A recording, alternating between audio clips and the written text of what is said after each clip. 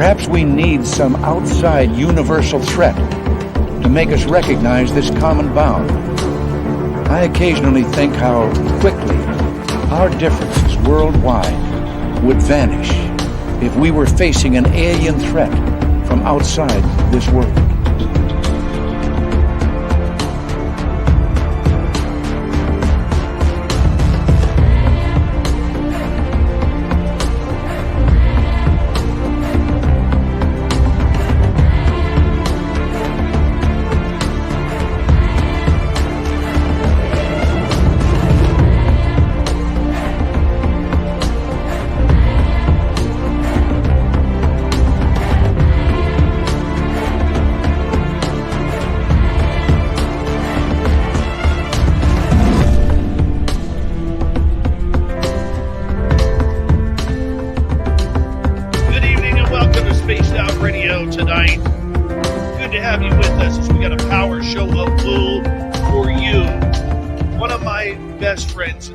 Melinda Leslie is going to be joining us tonight. And I'll tell you, just do me one favor. If you ever get a chance to meet Melinda Leslie, give her a big hug. No one hugs like Melinda, and they are warm and kind and inviting, and just trust me on that. When you come to the Vegas party next year, Melinda's going to be there. Just walk up. She doesn't care if you're a stranger or not. Just walk up and give her a hug. And tell her you're a fan of mine and Spaced Out Radio, and she will give you just fantastic hug. Anyways, before we bring Melinda on, let's get to the roll call, shall we? Race fan in the gold medal position. Sweet Ann B taking home the silver with Luscious Jules with a rare bronze medal tonight. Good for you, Jules. Good for you. The gorgeous Nikki, how are you? Gunther Haas, how you doing? Gunther, by the way, will be signing autographs after the show. Line up to the left of the studio, if you don't mind. To the left of the studio. Let's continue on. Wes H., John Swan, good to see you guys. Hi, Mr. Lurks-a-lot. Always a pleasure to have you here. And who else do we have here? Well, let's take a look here. There's Simon in Australia. One of our favorite veterans who tunes us in, Black Dragon, has returned. The former Marine. He can still kick some ass and take some names. We love him around here. Well, welcome back, Black Dragon.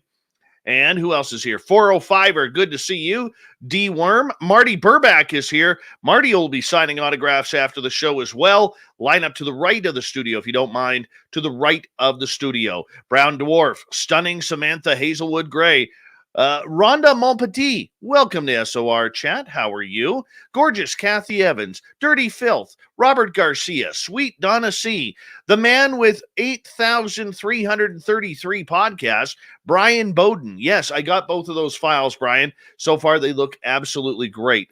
Christoph, what's happening, buddy? Good to see you. And who else is here? The gorgeous Diesel Girl. Absolutely. Major Lee, good to see you. Raven is Ryan. Snacks, good to have you both back. Low Pro, how you doing, man? Enzo, good to have you here, buddy. R&R, Carfunibre, how you guys doing? My man, Millennium. Oh, there he is, ladies. Doug Shelby is here. The Doug Shelby has returned. And I know he likes that every time I say that. John Hinojosa, or Hinojosa. Is that a silent J or a hard J? Could you let me know? I've got the John part figured out. It's the second J that really is messing with me. The gorgeous Fidgety Aura, Reality Edge with Lawrence Burchett. How you doing, man? Stunning Cindy, nice to see you. And there's the gorgeous Jessica McCreary. We love it when she's here. The stunning Sonia's News. How are you, beautiful? Thank you for joining us. And who else is here? Noble Patrick, the gorgeous Avi May, Alien Critter, Paris Solo. Good to see you guys. The stunning Vera Ray has returned. 416. You're looking beautiful in Toronto tonight. The stunning Eva. The lovely Candy Romero. Pam Harris, welcome to SOR Chat. Thank you for joining us. And Far Flung, good to see you. Stu Gerson. The Stu Gerson has arrived. All right, who else is here? George Hernandez, welcome back, my friend. And we are caught up. Remember, you can do all your SOR shopping if you want to support us. Do a little shopping at our store at spacedoutradio.com. The gorgeous Jenny, good to see you. Rock the Gaspar and Gong Show, welcome back. The J is pronounced like Jose. Okay, so Hinoyosa, welcome. There we go. I feel better about that. We're about 30 seconds away. The super chat is open. It's a wonderful way to support what we do on this show on a nightly basis. So thank you so much for joining us and taking the time to be a part of our family. Hit that thumbs up, hit that subscribe button, ring that bell if you have not already. And the on-air sign is on, Jules. It's on. You know what the weird part about it is? I turned this off last night, and I have no idea how this is on today.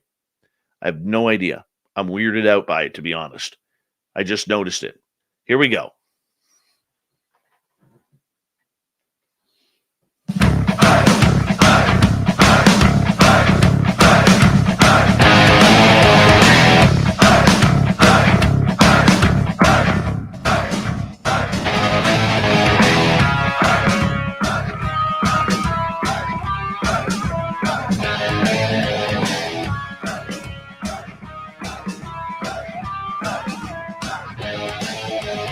From the mountains of central British Columbia to you listening around the world, this, my friends, is Spaced Out Radio. I am your host, Dave Scott, sitting in the captain's chair of SOR headquarters. We welcome you to tonight's show on our terrestrial affiliates around North America and digitally on Odyssey Radio, TalkStream Live, and KPNL. All of our archives are free.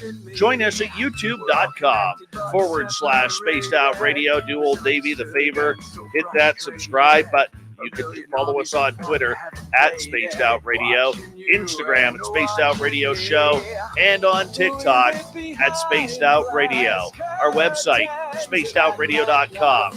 We have a plethora of features for you. Rock out to Bumblefoot, read Sherpy Poo's Newswire, check out our swag as well.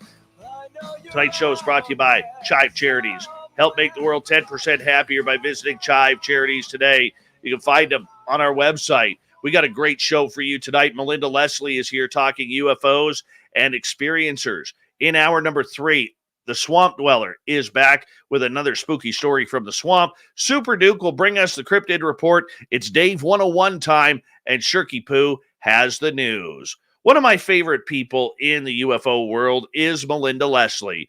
She's an incredible researcher and investigator based out of Sedona, Arizona. Over 30 years of experience and research. She has a great nighttime tour in Sedona called UFO Sighting Tours.com. She's done over 1,600 tours of people, taking people into the desert looking for UFOs. But on a personal note, Melinda is also a UFO abductee. She has had issues with what they call my labs. She's seen and been there with aliens. She has dropped the gloves with government officials and people who are insiders trying to play the game away from disclosure. And she is one of the loudest and proudest voices that I know in this field. And we're glad to have her here. Melinda Leslie, it is always a pleasure to have you. And I want to say a big thank you to coming out to Las Vegas a couple of weeks ago to attend the first ever SOR fan party. Our audience loved it. And we were so glad that you were there. Oh, well, thank you for having me. I just saw the sheen on that and said, that is really annoying. Okay.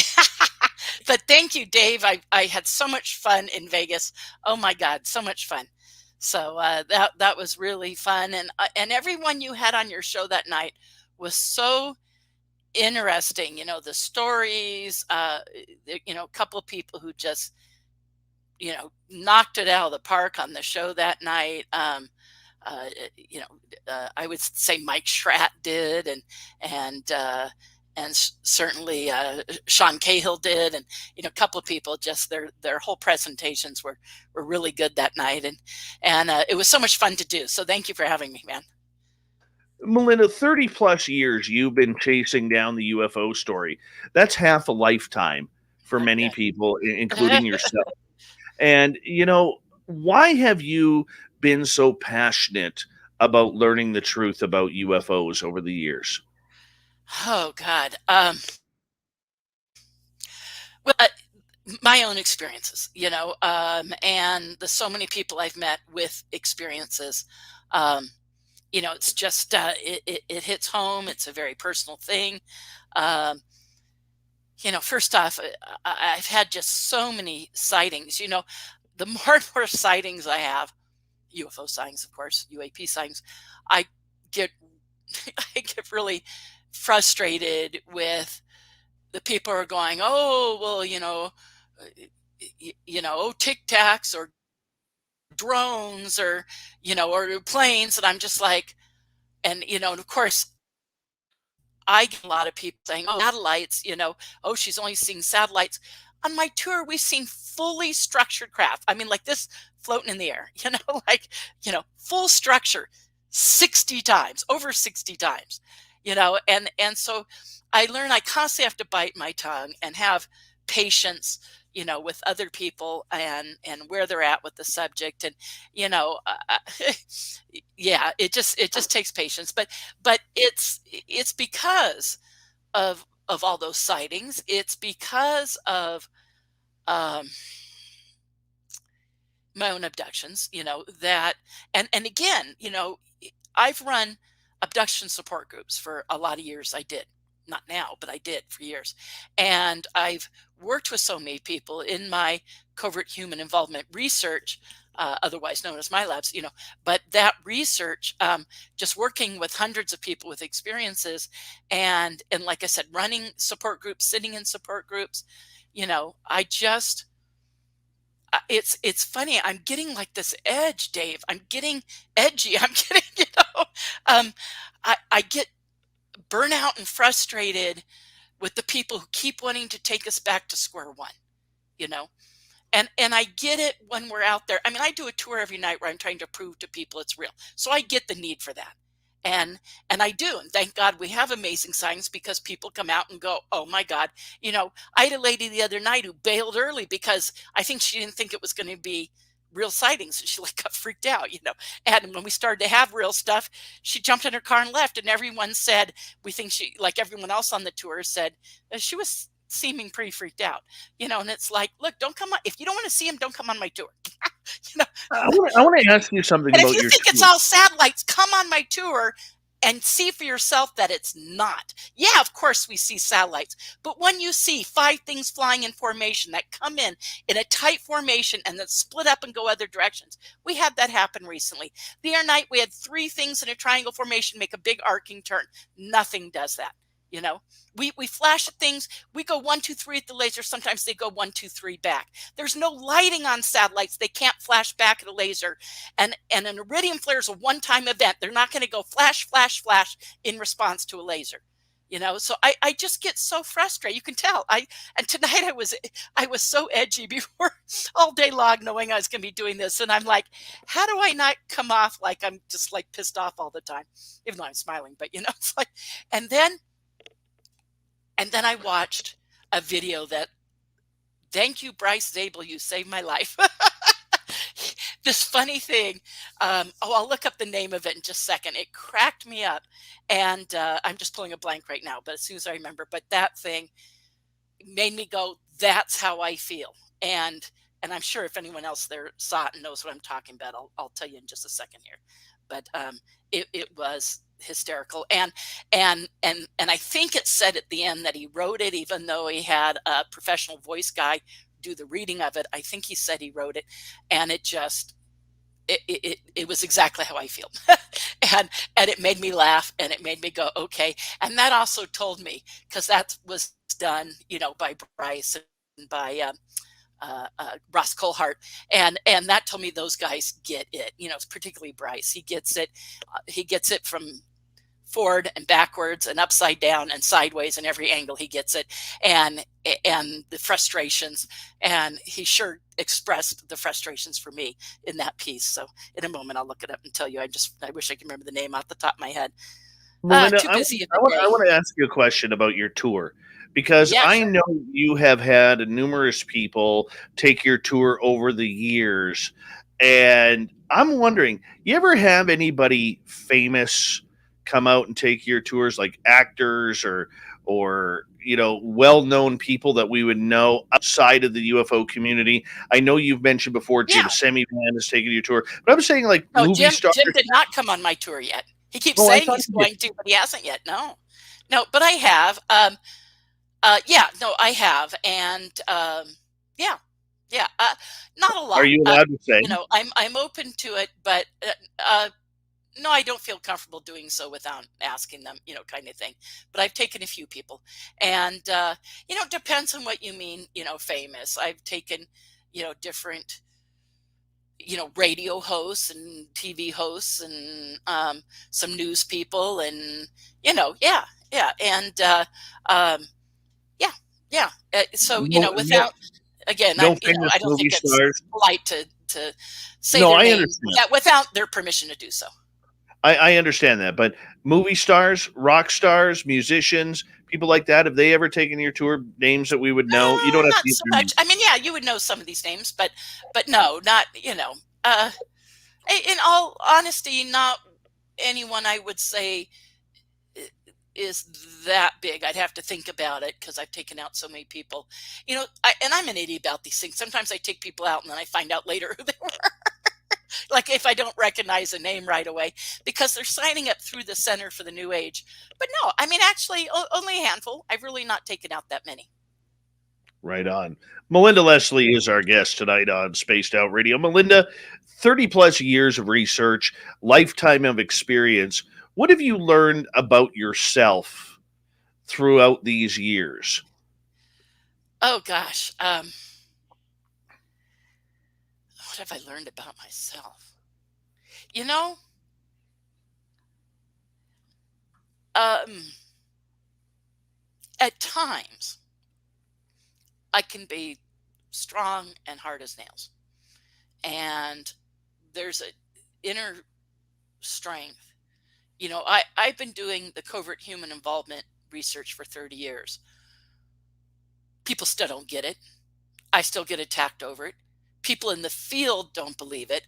I'm not asked to speak at any of the conferences about it. We're talking 30 years, probably over 200 cases, people I've interviewed in depth. And there's like, you could hear a pin drop in the community, ding, about it. I mean, people aren't interested. I mean, thank you. You've given me a platform, which I greatly appreciate, and a few people do. But as far as like major UFO conferences wanting to have me cover it, very few. You know, yeah, I get asked to do TV shows and stuff. They don't want to cover that usually. And also it's too difficult to do in a single segment. It requires a whole presentation. It requires a whole bunch of data, um, and yet I've had 30 years of nothing. I've been in the field for 32 years. I've been doing that research for 30 of those, and I still get pushback. I still get pushback for being an abductee. You know, people. Sorry, my cell phone has a mind of its own. It's decided to all of a sudden play music. Anyway, so yeah, it's just, and so, and yet sometimes I think, Dave, this came up in some recent stuff that I don't need to go into here, but where I realize to go through some of the things I've gone through, and I'm not tooting my own horn, you guys. I mean, I hear this from other people, so I get support in the field. I just don't have the research community asking me to lecture about it. I don't have people wanting to do articles on it, or it's a constant twisting of arms to get other people to come forward with their own experiences. And so those few of us that are forward are out there like hanging in the wind because other people won't come forward. And so I've had to find an inner strength to pull on to say, okay, I get it. Not everyone gets it. Not everyone's going to understand it. They're very uncomfortable about it. And I've had to have that for 30 years. And I go, okay. And yet I'm constantly helping people with experiences. And yet, it makes me think of maybe abduction researchers way back when ufology was so nuts and bolts that people like a Bud Hopkins or a Dave Jacobs or a Leo Sprinkle or John Carpenter or John Mack couldn't get, or even, Barbara Lamb way back when, or other people, they couldn't get listened to, and so you had an abduction research community and the rest of UFO community kind of separate. Anyway, so you asked a simple question, but it is a difficult answer, but I've learned that I have an inner resource of strength I can pull upon, and it's not always there. You know, I had something come up in life that was scaring me, and the owner of the Center for New Age thought that I was being putting off something because I was feeling overwhelmed. And I was talking to her and her significant other, long story, but about how, like, that I'll let that stuff scare me. And that everyone says, "Oh, you're so strong." You know, people tell me, "Oh, you're so strong," and yet I'm not always. You know, of course not. I'm a human being. You know, and and it shows in weird places like that. You know, and but I realize I do have a strength I can draw on, a courage I can draw on, and it's I've had to use it to survive many times. There we go. Long answer, but that's it. Well, I think that's great, and you built a strong foundation around you, though. You know, in a lot of legendary people, whether it's Daniel Sheehan, Lorian Fenton, Misha Johnson, you know, Grant Cameron, and others who have really bonded together with you and many others to go over and Well, build your research together. I mean, well, the way it's supposed to be yeah. done, and we don't see a lot of that in the UFO field anymore. Well, luckily, I mean, I get tremendous support in the field and the more long-standing abduction field or research field, even basic ufology. Thank God. It's just I it's like lip service, but when I'm not asked to present the data, and I get it, the data scares people, but also because some real damage was done to that data by people speaking negatively about it and people misusing the subject and giving everyone an incorrect idea. So, with those folks over the last 15 years, let's say, I've had to do so much damage control. I'm constantly having to undo the wrong about the subject, you know, even to the point where now, and I know you and I are going to get into this more, where I'm going to put together an organization specifically to undo some of the wrong, because in the midst of this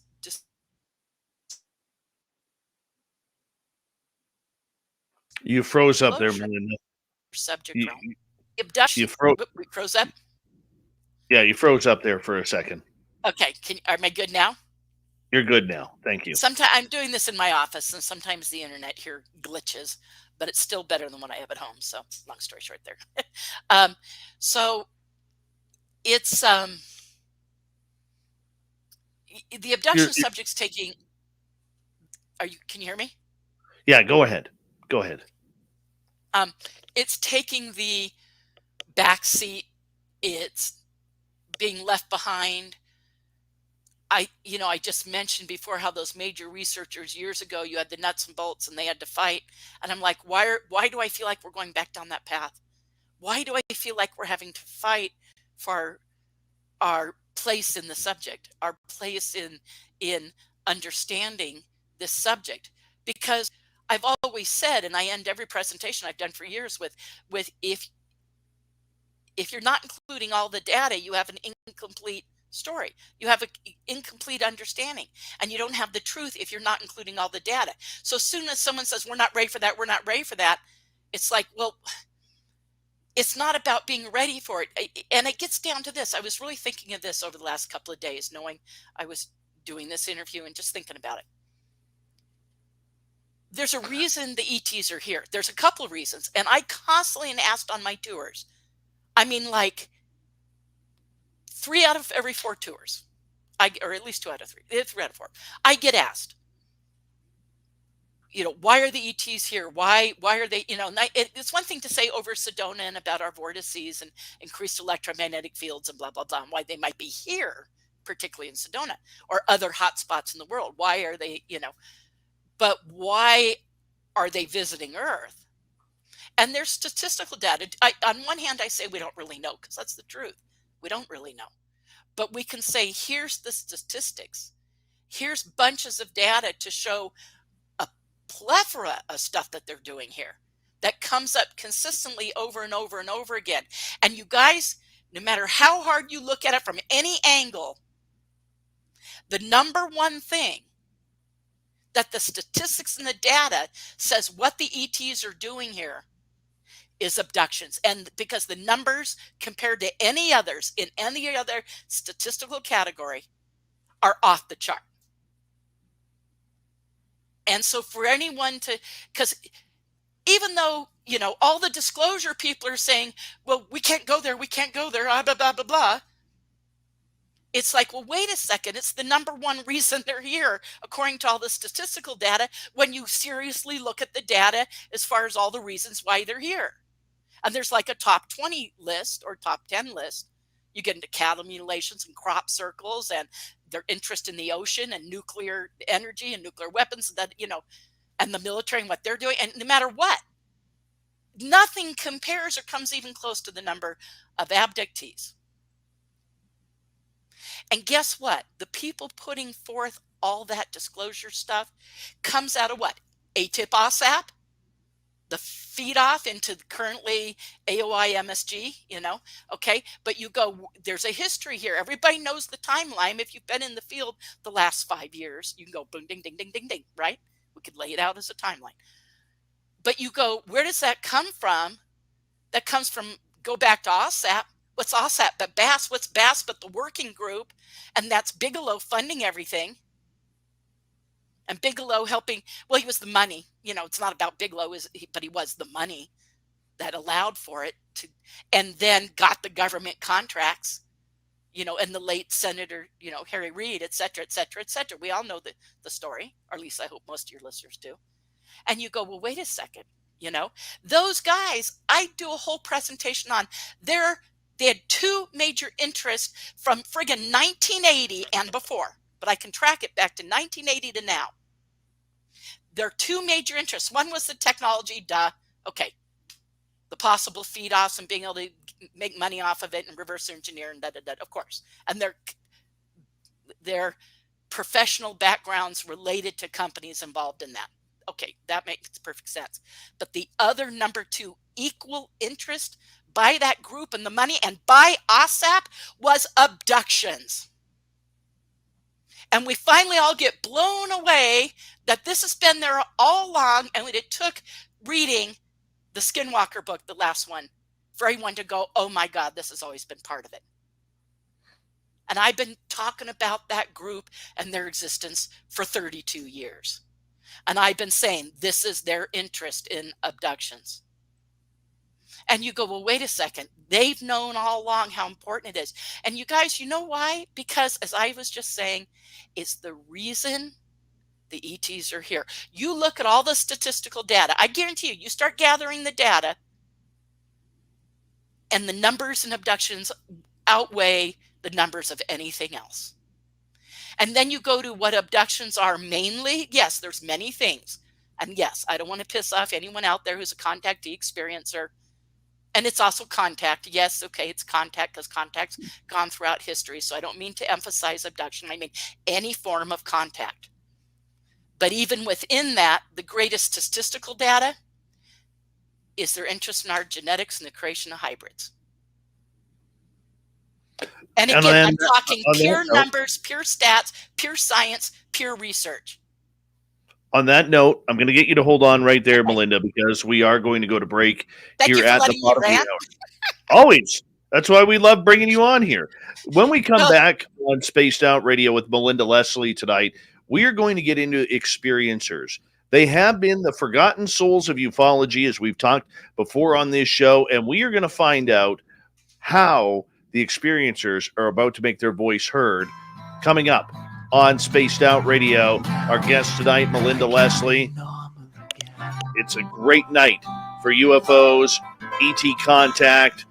Hey, check your skies. You never know what you're going to see flying around right now while you listen to this show. Spaced Out Radio continues right after this.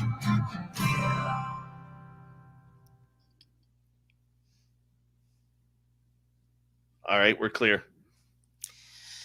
I feel better. Me too. I needed to do that. I am getting the last couple of days I wanted to like set my head on fire and go running through the streets just because I'm like, this community's driving me nuts, you know. And All right. like I said, finally, I got to really laugh because I realized I wasn't alone. I wasn't the only one feeling that way when I saw that thing by Bryce Zabel, which I'm going to tell you right now. I'm going to look at it here and tell you what it's called because I'm just pulling a blank. I hate it when my brain freezes up. Well, part of it's working all day and being tired. Okay. Well, while you're doing that, I'm going to say hello to a few people who jumped into our chat room tonight. Cryptid 559, Thurston Howell III. Good to see you guys.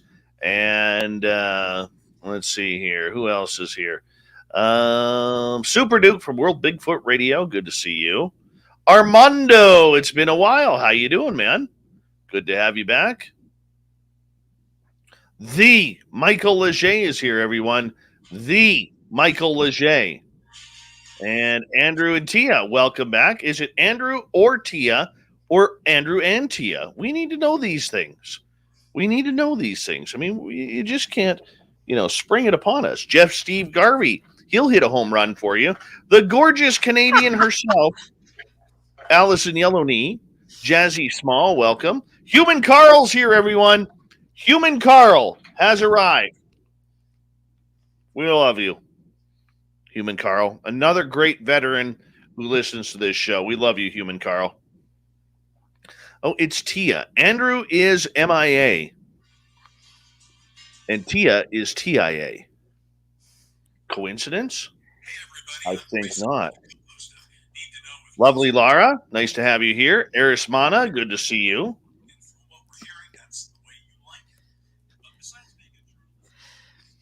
Oh, oops. Don't worry, I'm just eating Tums. Oh, I was like, I lost you for a minute. The name of that, remind me when we go back on the air, I'll say a profound rant about modern ufology. Sure. And I think it's written by Bryce. All right. Hi, Mennonite Abe. Hi there, Kawhi Snyder. How are you? Let's see here. And just for, security purposes, we will show you the updated picture of our new security guard in California. This is the official SOR security guard right here. There she is, lovely Lola, being trained by Mr. Oob himself, Joe Monk. Look how cute she is. My God, she's cute. Oh, yeah. That is cute. Isn't she cute? Who's Corey Stewart, how are you? That is one of our listeners, Joe. He's been a listener for like 7 years. This is his brand new puppy, Lola. Oh my gosh, so cute. She is so beautiful. Cute. Yep. Oh my gosh. Yep. Just amazingly cute. She will rip any alien and Bigfoot apart that tries to ruin this show. Yep. That's the truth of it. We love Lola around here. We love her. Oh my gosh. She is adorable. Mm-hmm. Oh my gosh. That she is. That she is.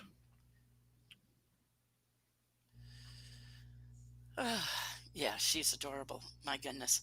But that Bryce Zabel Coalhart piece, well, Bryce wrote it, and like I said, he had some famous guy he says about who the guy is. I don't remember that either, but who did the read of it, and it's this funny piece. Oh, come on. God, my phone's just driving me nuts. But it's called a profane rant about modern ufology. Everyone, if you haven't heard this, hear it. It'll give you a chuckle. Now, if bad language really offends you, don't listen. But it's said in great humor. I can't play it on my YouTube channel for strikes, right? Yeah. We got about language. Yeah, we got about 30 seconds here. I want to say a big thank you to UFO Garage Ben and Gary and his beard, R&R, Bigfoot Rob for the amazing super chats tonight. Who's got birthday woo? Simply Coco, do you have birthday woo tonight? Happy birthday to you. Happy birthday to you. Happy birthday, Simply Coco. Happy birthday to you. My mom's birthday, too. Here we go. You can actually sing. Pretty good.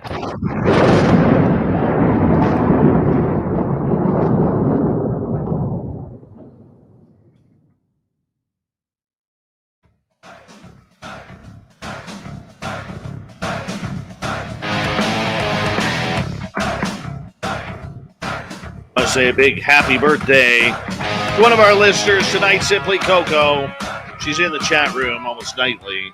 She shares her birthday with my mama, who turned 79 years old today. And I want to say happy birthday to both of them. Special, special day here on Spaced Out Radio. I mean, you have to be. You know what? I am blessed, to be honest with you. I'm going to be 49 years old in a couple of weeks, and I still have both my parents alive. And I am extremely fortunate for that.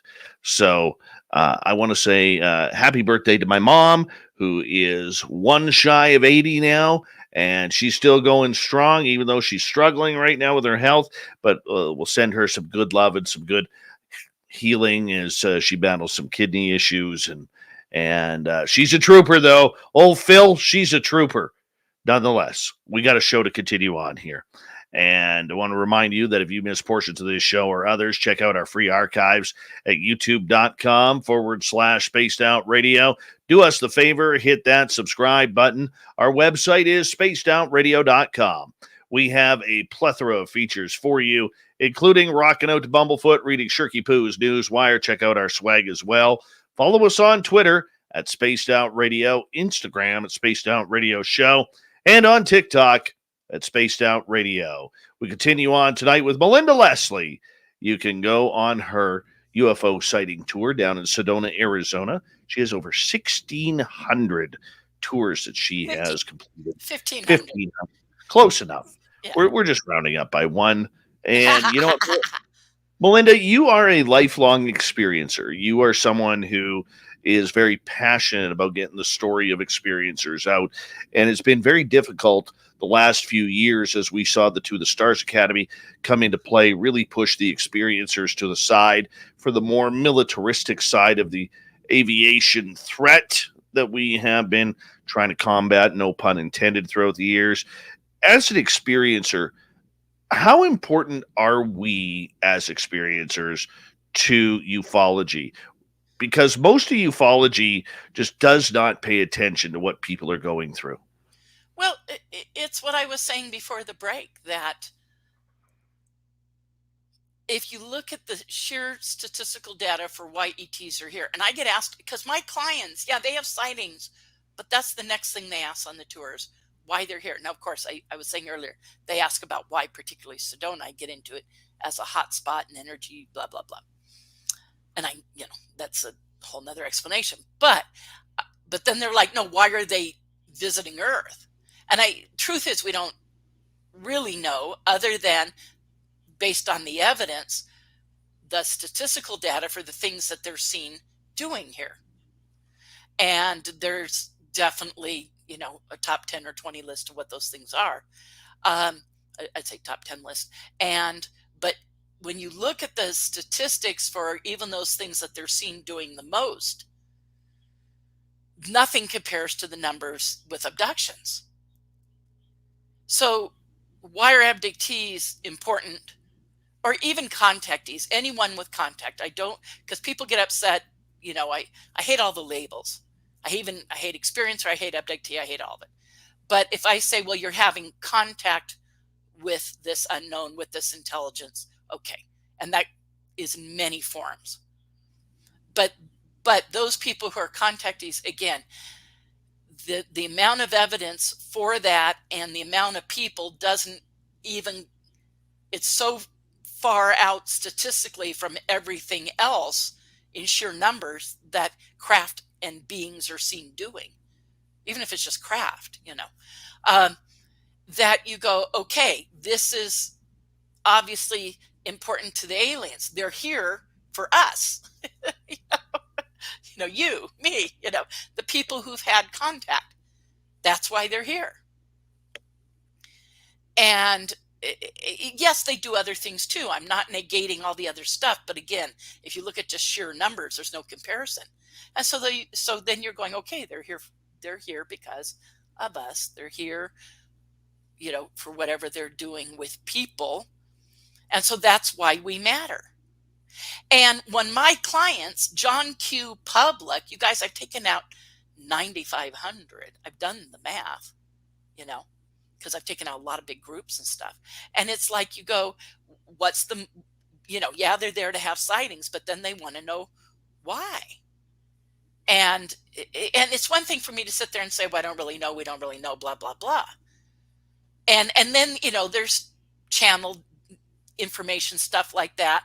But you guys, I actually kind of downplay the significance of that on my tours because there's no way to verify. But I go, what are the things that they're seen physically doing?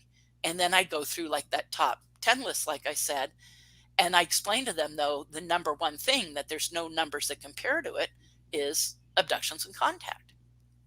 So why do we matter? Well, apparently we matter to them, apparently they're here for us. And then you can get into, why that might be. And again, there's a statistical breakdown on that. But it's a number of things, people are given warnings and concerns about the environment. So that obviously is a concern to them. Obviously, the whole nuclear thing is a concern to them. Again, the environment, our attitudes towards violence, but also, again, there's this interest in the hybridization and the creation of hybrids. And because even though a lot of things happen in the abduction scenario, that's still the number one thing. People can have a variety of stuff, but they're taking sperm from the guys and ovum from the women almost every time and presenting people with hybrids almost every time. Again, it's not 100%, but it's 90% of the experiences, and it's like, or at least 80%. I mean, I'd have to go to MUFON's ERT and the MIT study and the different and the free organization, everything to tell you, actual numbers. But all that data is out there. And I go back to OSAP being BASS being working group being since the 70s and 80s having an interest in abductees as one of their primary focuses. And you guys, I'm not just putting that out there. That you don't even need to dig very deep to figure that out. I do a lecture detailing that whole timeline of their interest.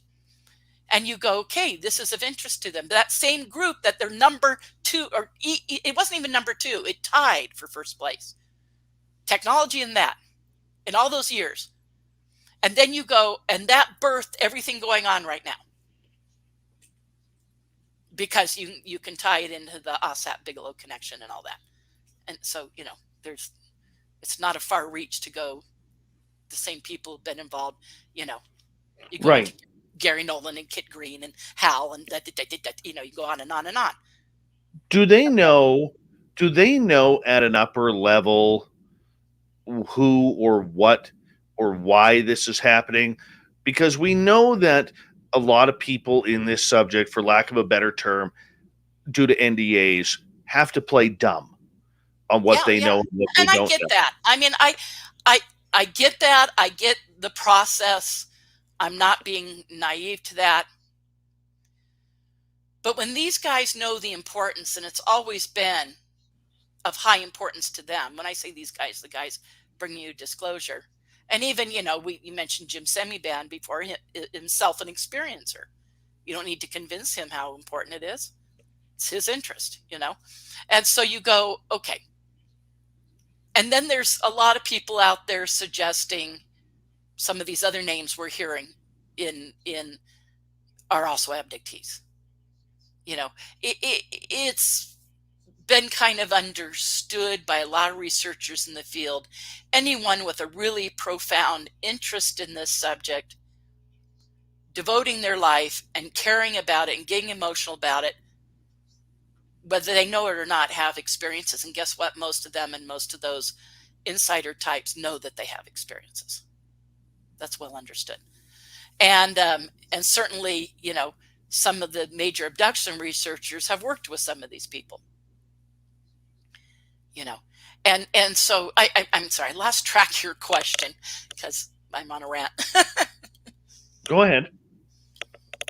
Now, what was your question again? Do you remember? Well, just in regards to, do they know? Is there somebody who knows truly what is going on? Well, it's funny. Jim Semivan and I have had this discussion, and I think on a surface level, they may not know that much. And a lot of the current disclosure people are saying that. I get that, and there may be some truth. I mean, they know more than we think they do, but they may not know everything. But to the degree that there's the covert human involvement in abductions, those guys in the underground bases running those programs, or even above ground base, doesn't matter. But I'm saying that there are a lot more in underground. But those guys running those programs, they know, because it's common for experiencers to see these covert human guys, covert military guys, with aliens. And so, grants, not all the experiences, but again, you're talking percentages, and it's a fairly high percentage. So obviously, if they're involved with the ETs, at that point, you're read all the way in. So are some of these people read all the way in? I mean, you can have your NDAA and be read in at this level, like you witness, like you're a Kevin Day, Gary Voorhees, witnessing an event. Don't talk about it, Okay, you witnessed something. And then you can be all the way up to somebody working with the ETs in an underground base and everything in between. There could be a lot of areas, and everyone who studies intelligence community stuff or covert programs, etc. You're only read in what you need to know. I've had a lot of guys involved in just basic engineering programs. I mean, even, I've had these discussions with Science Bob and many others like him, where just what you know, and you only get to know that. And so not everyone's read in at every level. When I was working with one of the working group guys, you can go everything from Jim Semivan and John Alexander and, et cetera, et cetera. I have a whole list. And if you've ever seen that presentation I list all those names.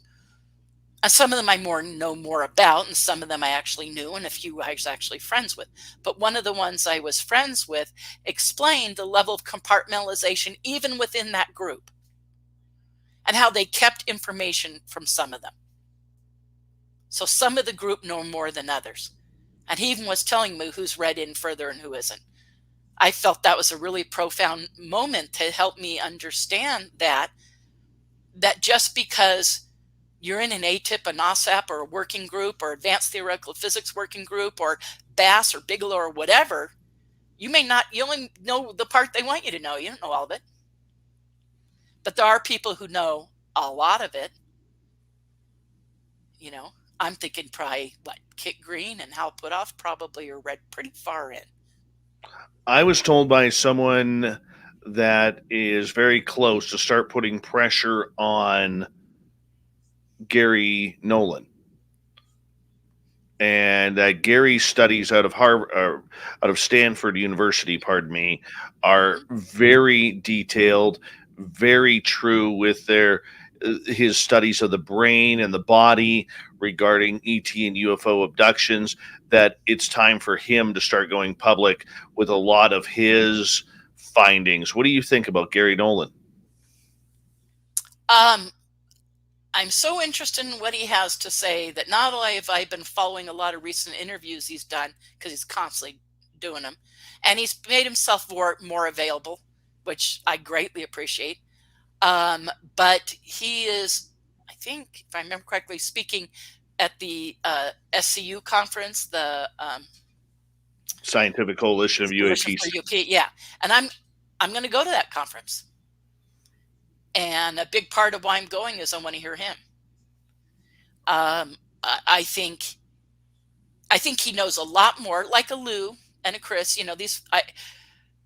You're right. They have NDAs, or NDAs. I mean, you know what I mean. But they know a lot more than they can say, and they have their disclosure, their non-disclosure agreements. So, and so I think Gary probably knows a lot more, but I think they're all trying to say more as they're allowed to.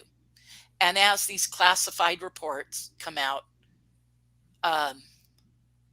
from the DNI, Director of National Intelligence, from the Pentagon, from the AOI MSG office, giving the information to DNI, and the DNI giving Congress and the Senate these classified reports, and already stuff was leaked, stuff that probably came from the OSAP, and certainly a direct link to Kit Green in there, without doubt, and Gary Nolan, so, but these guys, again, I'm not saying they're read all the way in. Like Jim saying he wants to talk to me about my covert human experiences, and now I'm not giving you any case data other than loose numbers, no specifics. Just, if your case of mine or someone's talked to me is not getting anybody's names or anything like that. And he knows that. But as far as overall research, numbers, types of things happening, and then he wants to hear in detail about my experiences. Why does he want that? Because he said he used to be involved in Black Ops funding and procurement of money for that. And he says, I want to know who's paying for this and why. Where's the money coming from? And he doesn't understand that. He knows it exists. He knows about the SAPs and the USAPs, the Unacknowledged Special Access Programs. And he knows how some of that funding can work. But he said, I still don't know who this is, and if anything can be gleaned by my experiences, locations, bases, types of personnel, equipment use, whatever, that can help him follow that. That's what he tells me he's interested in. And people go, why would you trust him or whatever? Well, you guys, I'm left going, I want to know too. And the deal is, share with me what you find out. And so I can either stick my head in the sand and not progress forward, or I can say, okay, I choose to trust him. And thank God I'm friends with like Daniel Sheehan, because I've got constant help if anything ever got weird. And others, not just Danny, some others, not only some other lawyers, but some other highly placed people, So I have people I can go to and say help, But at the same time, I've decided at this point I'm going to trust Jim. I'm already out there. I'm out there with my experiences. I don't care that he knows it. But if he can find anything out for me that helps me and helps other people with experiences, then that's worth it to me. And he wants to understand, where's that money come? How is that done? So he's not read in. Now he says he verified my involvement. He asks around some high level people, and that he has evidence for me to support, to show me regarding my involvement. And I don't know what that means, but I'm very interested in seeing that, of course, And, but he said he asked around enough to know absolutely I've had those experiences. And he verified that. And he said, so I want to know everything about your experiences so he can understand who's doing it, why they're doing it, who's funding it. Because it's outside of the purview of anything he was involved with. I admit, or so he says, but I'm choosing to believe him. And because, I'm one of those people, I'll work with someone and believe them until something comes up that tells me go the other direction, or if they're saying a bunch of things that doesn't match other research. But Jim has proven himself to be a reliable person thus far. And so I'll take that step further. Sure. As we got about 4.5 minutes here to go before we have to go to break at the top of the hour, Melinda Leslie is our guest. I'm curious, with the people you've talked to, the people who are in the know, where do you see the entire disclosure platform going? And we'll continue this into the next hour as well, but it's Sure. just kind of warming up. I mean, there's so many different light switches to turn off and on, and it seems like everybody's talking about it. Nobody seems to have an answer. We know that politicians like Tim Burchett are getting Yeah. really upset Oh, about yeah. what's going on. What the hell is going on here, Melinda? Yeah, Burchett and Rubio, they keep saying stuff. They're demanding answers, and hell, I may disagree. Hey, I don't care, but I don't mind putting this out there. I may disagree with them wholeheartedly politically, but um, they're out there saying this, and they're out there pursuing it and talking about it and bringing it up in interviews and press conferences and whatever. So is the head of NASA, Bill Nelson, and so you go, okay, this is. I never dreamt, and I'm sure Dave, you can relate to this. I never dreamt in my lifetime we'd get this far down the disclosure road. We're there. I'm constantly informing my clients as to everything that's unfolded and what's going on, and how far it's going to go, I don't know either. But it's certainly gone farther than I would expect it to, and it's gaining momentum. And with more and more of these, government officials, particularly senators and congressmen, saying, and the head of, the head of NASA, uh, saying these rather remarkable things, flat out calling it extraterrestrial at this point. You know, we're there. That's, I mean, can you think of 20 years ago? Would we have even have dreamt of this going on right now? It's nuts, I mean, but yet here we are. And how far is it going to go? I'm like everyone else. I'm holding my breath. It's like, how far is it going to go? I think a lot of people in the field poo-poo it because they've been so jaded by the history. But it's like, no, these guys are really talking about this and they're really pushing it. And it seems like they're demanding answers. So I think we're further down the road than a lot of people realize. Now, are we at the end? No, carried the ball further down the field, but it ain't touched down time yet, but we're getting there. I mean, it's like, when's that going to happen? I don't know. It's moving along pretty fast. I go back to the To the Stars people saying some 7-year plan, and I go, we're 5 or 6 years into that plan. So what does that mean? We need to go out and ask those guys, where are we on the timeline now, and how much did COVID slow it down? Where are we now? But yeah, anyways, you said we need a break, but I just we've gone further than I think than any of us have realized. And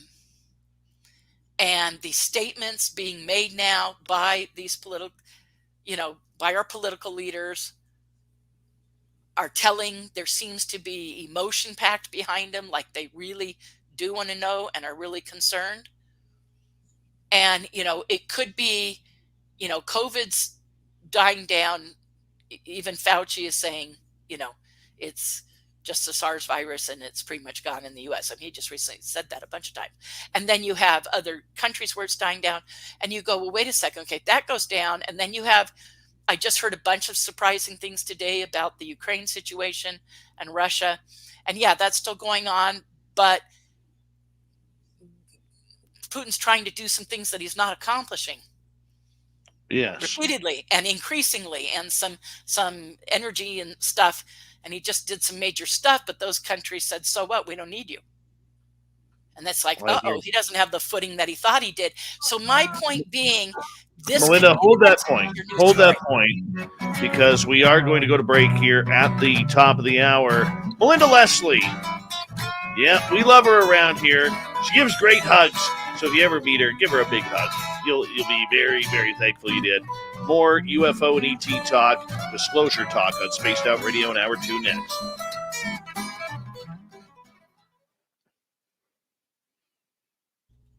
All right, Melinda, we got 6 minutes. I'm going to be right back, okay? Okay. I suppose I should look to see if anybody has questions in the comments. I'm not Yeah. seeing them now. Head up here. You know what I think I'll do is bring it up on my phone, although there'll probably be a delay.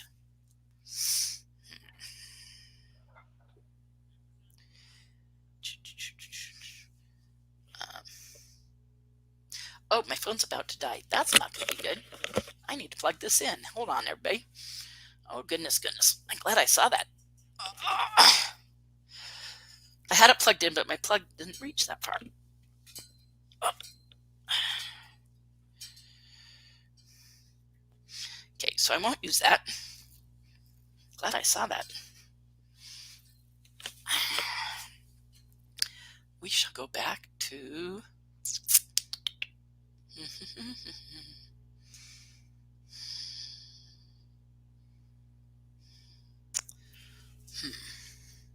Easiest way to look that up. I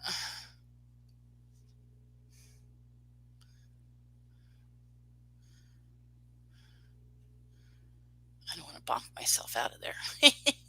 Or there.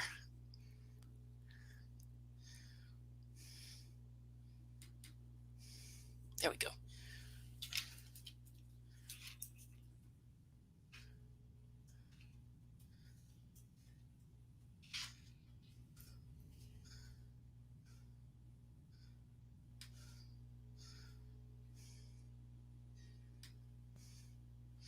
And if I go into... Sorry, Barry, I don't mean to be boring the hands off you.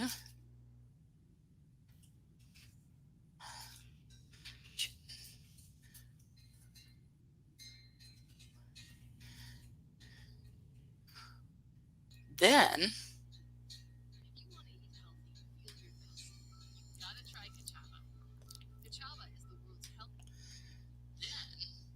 Okay, so I got a delay, but I'm going to try to ignore it.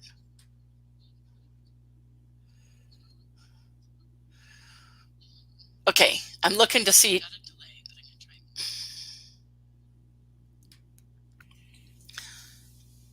Okay, I'm looking to see...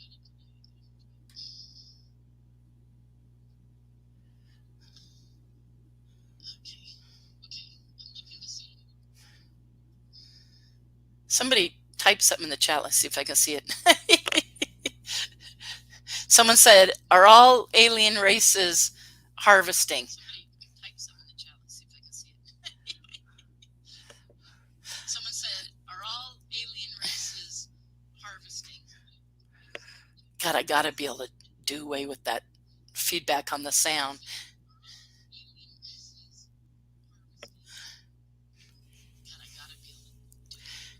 Somebody type in the chat how to do away with the sound on that so I can cancel that without canceling all my sound altogether. Type in the chat how to do away with the sound on that so I can cancel that without canceling all my sound altogether. Or take... Nope, that didn't work. Okay.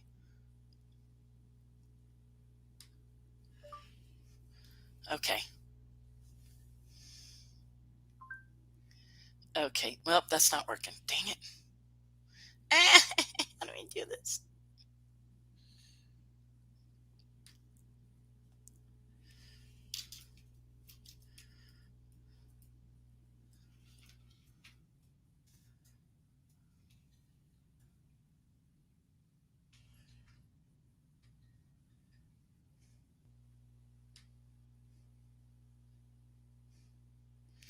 Okay.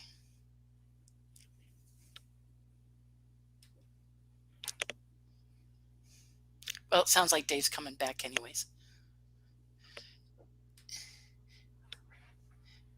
Dave? Hello. Is there an easy way to see the chat while I'm in here with you? If you go up on the right-hand corner of StreamYard, you'll see where it says private chat right below that, the room chat. It doesn't show me room chat. What does it show you? Private chat. Private chat and comments. Comments. That's the one you want. Oh, comments. Okay. Hi, Grandpa Holland. Ah, there we go. Okay, sorry, everybody. I'm sorry for being an idiot. Okay, Lovely so Laura now I Sosa. can see now I can see the chats All because I right. was something I had a separate window and I was getting like echo because of Yeah. the delay in hearing myself, and Right. that wasn't going to work.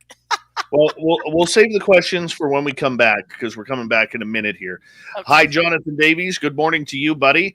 Bama Animal, how are you this morning? How's that beard? Let us know. Blues and G Music. Good to see you. Chris Martin, thanks for coming on in. River Dogma, nice to have you here. And Lazarus Project, how you doing, buddy? Nice to see you. Navi Rose, welcome to SOR Chat. And let's see, who else is here? Margie O, looking lovely tonight. Who else is here? Had hopped on in. Good night, Mr. Crowley. Charlene Williams, good morning to you, and good afternoon, good evening, wherever you are. Someone says you're not an idiot. You're fine. Thank you.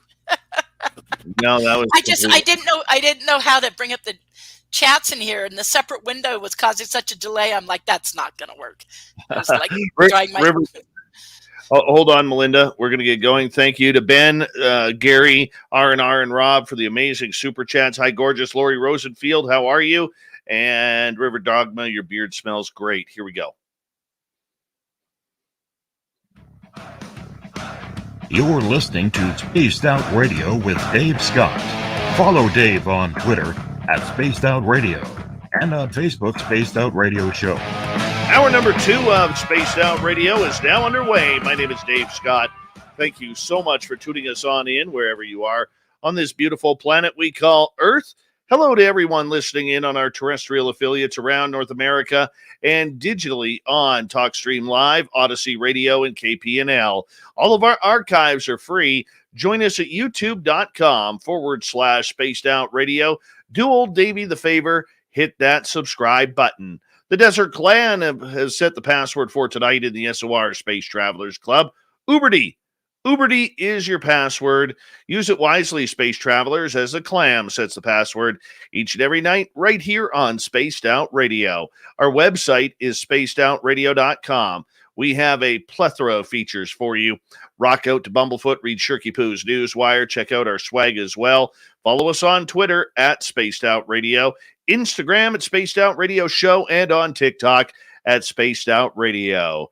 30-plus year researcher Melinda Leslie is with us on Spaced Out Radio tonight. We're going to take some audience questions as well this hour if you're in our chat room on YouTube. And we are going to get into a lot about disclosure, UFOs, and the experiencers, and what it all means coming together as we look forward towards anything about this incredible subject. Melinda is based out of Sedona, Arizona. She has a UFO tour that she does at night there. Almost 1,600 tours she has done, and almost every one, somebody has seen an unidentified flying object. Melinda, welcome back. Thank you. Thank you again for having me. You know, everyone, please excuse out there my rant tonight. Like I said, I got kind of, you can hear me okay, right? Oh, you're beautiful. You're sounding beautiful. Okay, thank you. Okay, and I can take the mic down a little bit. But yeah, I just, and like I said, thank you to Bryce Zabel for putting out that funny video that he put out on look at. I'm going to get you to raise your microphone up just a little bit. A little bit. Okay. Okay. So put on Need to Know, and you can watch it, and it's a little colorful language, but it sure expressed how I've been feeling, and so I'm grateful for that. And yeah, and earlier, Dave, you asked, why do abductees matter? Why do the abductions matter? And I was saying, because it's the number one reason why the aliens are here. And without addressing, you're not addressing why they're here. And when I have, 9,500 clients, asking, or a huge percentage of those, yeah, probably 80% of them at least, asking, well, why are they here? That I know the people want to know, because that's a sampling of, right, of the general populace, of the populace interested in this subject, and they want to know why they're here. And when you go, well, the pure statistical data when you look at it, whether it's cattle mutilations and crop circles and them flying in out of the ocean, and they're interested in bodies of water, and they're interested in nuclear technology, nuclear energy, nuclear weapon storage, all that, no matter what it is, none of the numbers compare, and so right now that seems to be the leading evidence, the leading statistical data to show why they're here and what they're doing here. And so if their interest is in, and I can tell you the covert human experiences, those guys are interested in us. Why would they spend, that's what Jim Semivan says, why are they spending all that money? The amount of money, time, and energy to run an operation like that. That I don't know. Let's get to some audience questions here, and let us start off here with Jonathan in the UK, who's a very good friend of this show, and he is asking, have you been working with Dr. Bob McGuire, aka Science Bob, and can we look forward to seeing info on this soon? Well, I'm not working with him per se. He's a dear friend. He may be in here watching. He's a very dear friend, and I can tell you this. I think in the not too distant future, we're going to be putting some cameras and equipment up in a really great, very high altitude location here in the Sedona area, actually right in the heart of Sedona.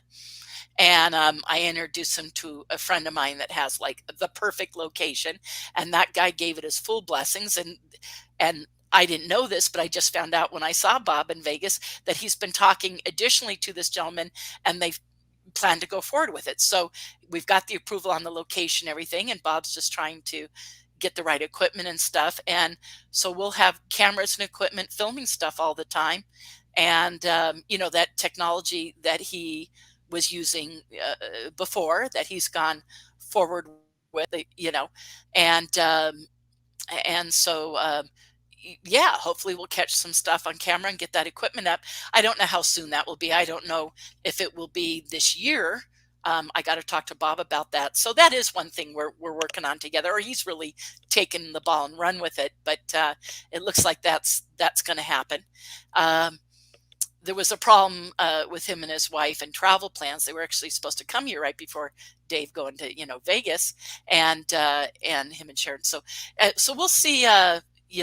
How soon that comes together, and how soon that equipment would get up. It'd be really great if it happens before the year is through. And so that's the only project thing we're working on, I can say right there. Right. I mean, not that I can say that's the only thing that we're working on. Yeah. Right. Let's go to Tia here. Melinda, how do they, as in the aliens, choose who gets to know about them? I have no idea. No, I tell you this, what we know is at least in abductions, it runs in families. They're following a genetic lineage. It's very common for abductees to learn it happened to their parents, grandparents, great-grandparents. You're an abductee, you have kids, it happens to them. You have grandkids, it happens to them. So this is well established now in the research. And so there's a genetic component. As far as, I think a lot of the information is up to the person remembering. Now, as far as why they're working with these covert guys, there's all sorts of backstories. I don't know which ones are true or not regarding, Eisenhower in agreement with the aliens and exchange of information and technology and blah, blah, blah. There's all these stories. Something about that's true because they're obviously working with them, and there seems to be an exchange and the production of technology and everything on that really deep. I mean, when people are read all the way into to that level of being involved with ETs, and so I can say based upon what myself and hundreds of other people, I don't even know how many people have had this. I just know the people I've researched and the cases I've learned of, but the hundreds of cases that I know of and myself have seen that. So they're obviously, doing that. And like Jim says, he doesn't doubt it's going on. He's done enough digging to know it's happening. He just doesn't know how that got set up, how that level of intelligence, how that level of secrecy, how that funding, and he has questions because it's outside of the way it's supposed to work. Well, of course, the whole cover up of this was outside of the way government is supposed to work. And getting back to the Burchett stuff, that's one things he's really upset about, isn't he? He's saying, this is not how this is supposed to work. This isn't supposed to be kept from us. The Pentagon doesn't get to decide this. They have to respond to, the House and Senate. They're, it's they don't get to operate outside of that, and yet they clearly are. And when it comes to USAPs, who's approving that? Who's approving that money? Somebody is. Somewhere that money is getting allocated and approved. Jim wants to know. It sounds like,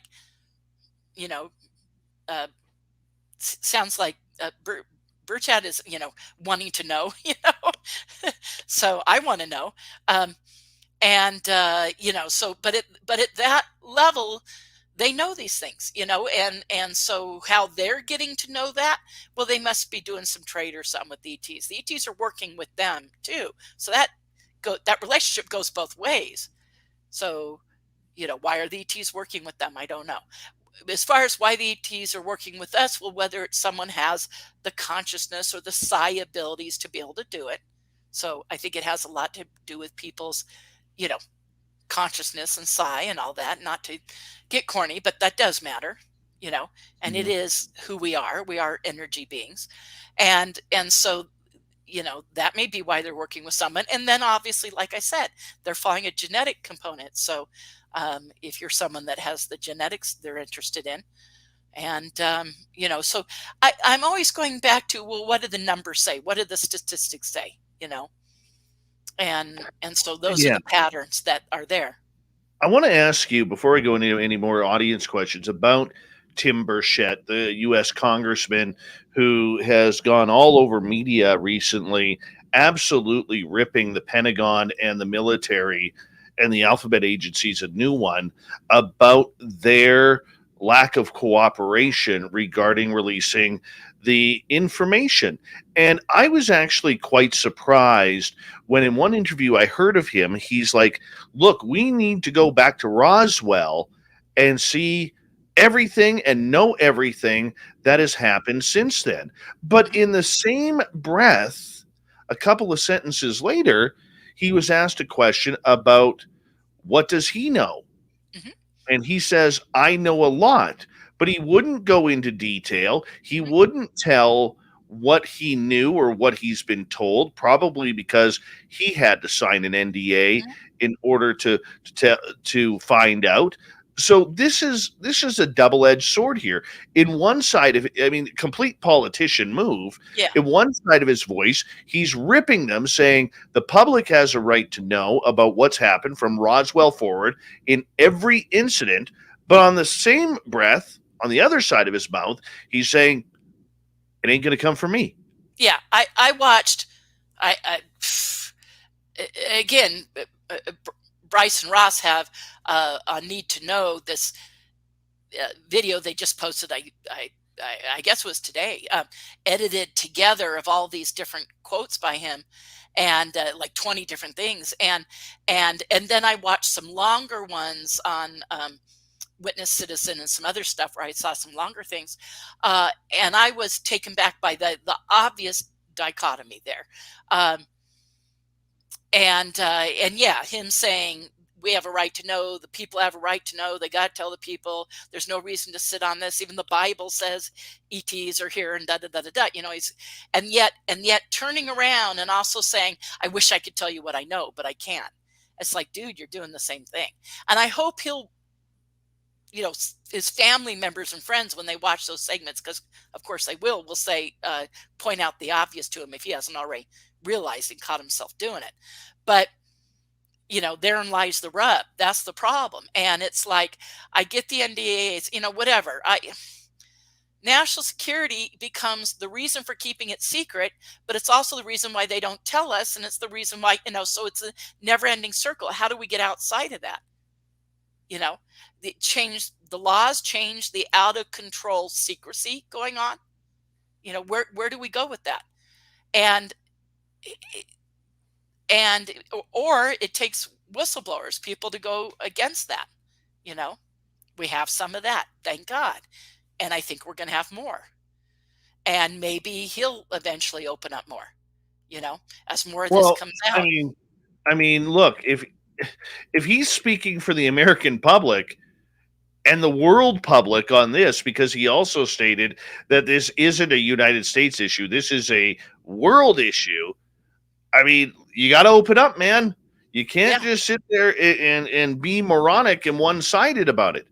And I'm going to get more into this in the thought of the I Dave I 101. agree. I mean, uh, look, I'm not in their shoes. I'm sure this has got to be tough, and they probably have legalities and stuff, and but at the same time, the dam's got to break. And as we just got the first 90-day classified report, and parts of that leaked. And every 90 days, there's going to be another report. And once or twice a year, I think it's twice a year, isn't it? A public report. And so it's like, as that starts happening, I expect these people to open up more and more. Look at like, Chris and Lou and how much more they're saying. With each thing that goes on, these guys say more. They say more as they feel okay, and and so maybe eventually that dam will break, and someone will say, "Oh, screw it! So much has come out, so much from the reports. It's time to just talk about it." And they'll actually start saying what they were briefed on. Maybe that will happen. And those guys, meaning congressmen and senators, but I think you're going to have more and more people involved in projects coming forward, military witnesses coming forward. I'm hearing from people. I'm hearing from people that are considering going public, and I'm encouraging them. I mean, that's a personal decision for someone to make if it's a military witness. But it's like, okay, what's holding you back? Is it fears of what other people think, and fear of ridicule, and blah, blah, blah, or fear of losing your job? Or is it an actual legality? Because you got to weigh that out for yourself. So I'm not telling people to break the law, but a lot of times maybe there really isn't a law. I mean, Daniel Sheen meets with these guys and say there's no laws, and if something is unconstitutional and you were asked to do something unconstitutional, then you have a responsibility to actually come out and talk about it.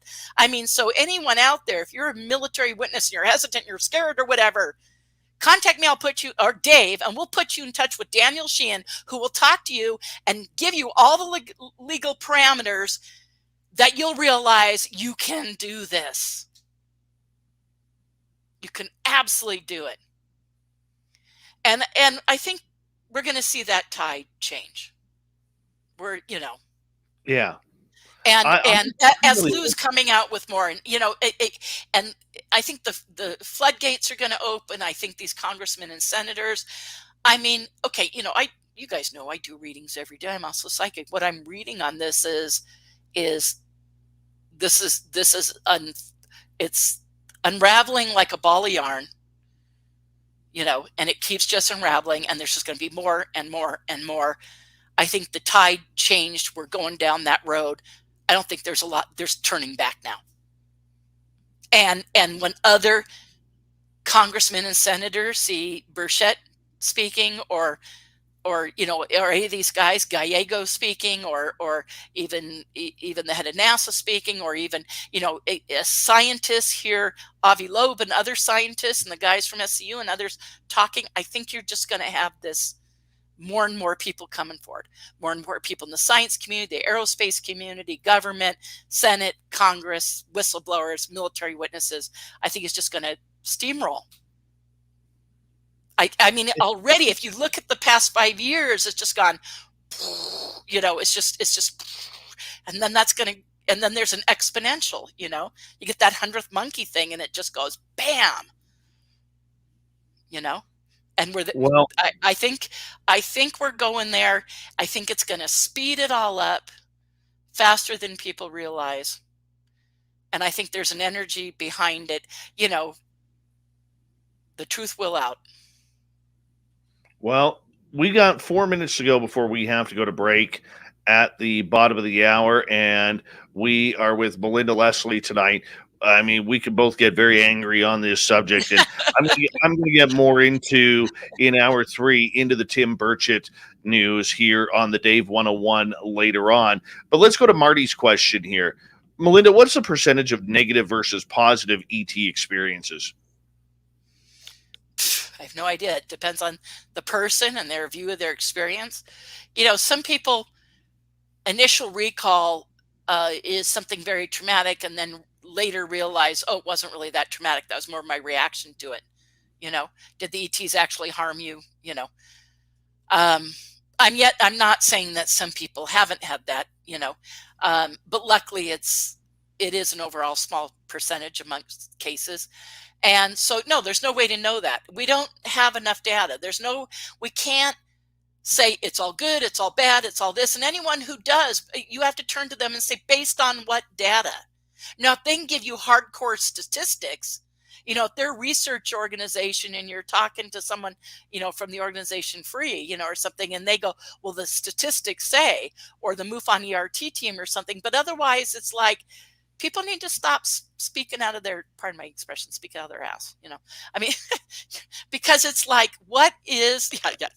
Is that okay? Yeah, I'm fine with that one. I'm always wondering how much I can say on our show that also goes on the radio. But look, it's apparently on YouTube you can say a lot, because if you watch that thing, like I said, that Bryce Staple put up, it's like, all the bombs are flying in that one, man. But yeah, there's no way to know. I mean, there's no way to know, and if you start to educate yourself about the subject, you'll see there's such a huge variety of experiences. And then all we know is the way people relate to their experiences. It doesn't say the truth about that experience. So all you know is the way someone reacted to it. Does that mean it was good or bad? And yeah, I mean, because, I always say, like, you can be taken by a dentist in the middle of the night and get a new set of teeth, and it could be a really frightening experience against your will. And oh my God, but did they help you?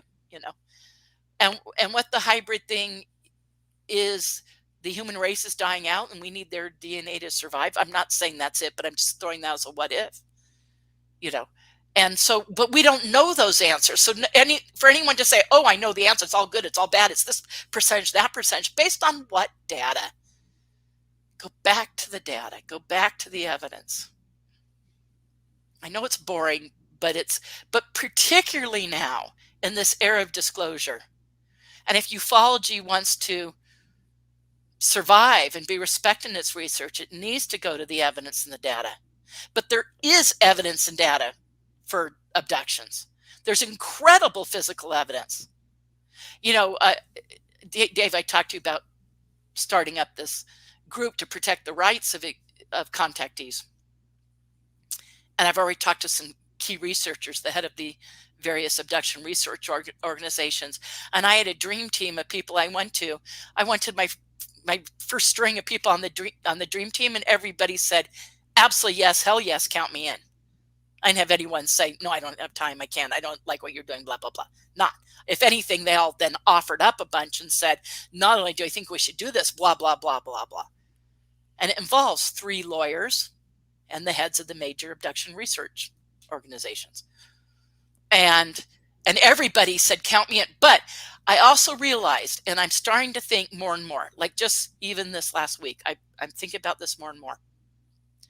One of the things we need to do, besides like media outreach and media talking points, and have that on a website so the media has a place to go for the facts on contact and the statistics. But one of those things is the science, the evidence. And I already had that, like it's got to have the best evidence listed on it. But okay, yeah, I see you saying wrap up.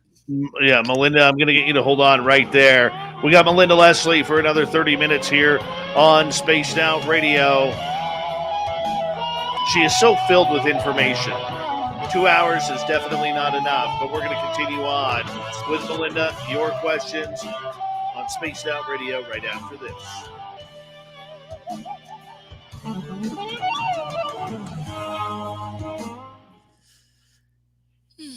right, we're clear. Yeah, well, that's a good thing to come back to is because I realize we got to address the science. Absolutely Absolutely. must. Hi, And all. Thank the you, science UFO. for contact abductions, because you guys, there's for anyone to say, oh, well, we don't, downplay it, because we are getting downplayed. That's what's going to make my head explode this week. It's like the abduction subjects being negated, downplayed, excused, pushed away. Don't address it. Don't talk about it. And I'm like, we don't want to backslide. Not with all. And not when it's why they're here, and not when it's got such tremendous evidence in support of it. The amount of physical evidence, the amount of witness evidence is extensive. And it's like, and then these people are traumatized. I'm not saying they're bad. For anyone says, oh, she can say they're bad. You could have a traumatic reaction to your child getting married, or having childbirth even is trauma, right? So people are experiencing trauma and deep psychological processes to come to terms with their experiences. You know how many people I know that have gotten divorced over this and have had to fight for custody of their kids because they dare say they're an abductee? And I know a medical doctor who lost his license, and other people that have lost jobs or were afraid of anyone finding out. The fear of ridicule is still palatable, and it's like, gosh, you guys, we don't need it to backslide where anyone who has had an experience, climbs back into the closet, and it's like, and everyone's going, oh, well, it's okay. We don't need to be a part of this disclosure stuff. Well, wait a second, you guys. Not when I have 9,500 clients saying, why are they here? And the biggest piece of evidence for why they're here is the contact and the personal experience with people. It's like, don't negate that. And then those people have rights, and they don't deserve to have their livelihood taken away from them, their relationships end, custody of their children end. They don't deserve to risk losing a job. And if anything, those people should be sought out. Like the covert guys are saying, why is this happening to you? What's happening to you? I mean, they're paying time, money, and energy on these people. I need the rest of ufology to give a flying you know what. And I need the disclosure community to care, especially when that came out of a group of people whose second primary objective was abductions. And now they're saying, well, we're not talking about that. We're not talking about. Well, you guys sure talked about it for 40 years. And you published and you have research papers on it. So many abduction researchers recite the Roper poll that was done with 3,700,000 people. The Roper poll come back saying we're abductees. That was paid for by Bigelow Bass OSAP. That's where that came from. And the major UFO abduction researchers gave the questions to add on, but the funding of that and how the Roper poll included it was Bigelow paid for it. Mm-hmm. And that data went to them. And, these folks need to admit that they've had this serious interest in it and not negate it and not put it on the back burner when people end up suffering psychologically because it's pushed away and everyone says, oh, there's nothing to that abduction stuff. And I have heard comments just even this past week leaning that direction. Oh, and I hear it's you. like, anyways, there we go. I feel better. No But, problem. and so because of this, a year ago, I went to Dan Shee and said, I want to do something for legal help for these people. What do you think? And will you at least consult me on it? And he said, not only will I consult you, I'll be involved with you in it. And then it grew from there. And he said, who else do you want involved? And I contacted these other people, and they all said, yeah, absolutely. And now what I started to see. I'm going to get you to hold on right there, Okay. because Okay. we're coming back in a few seconds here. Thank you to Ben, Gary, R&R, and Rob for the super chats tonight. Here we go, everyone.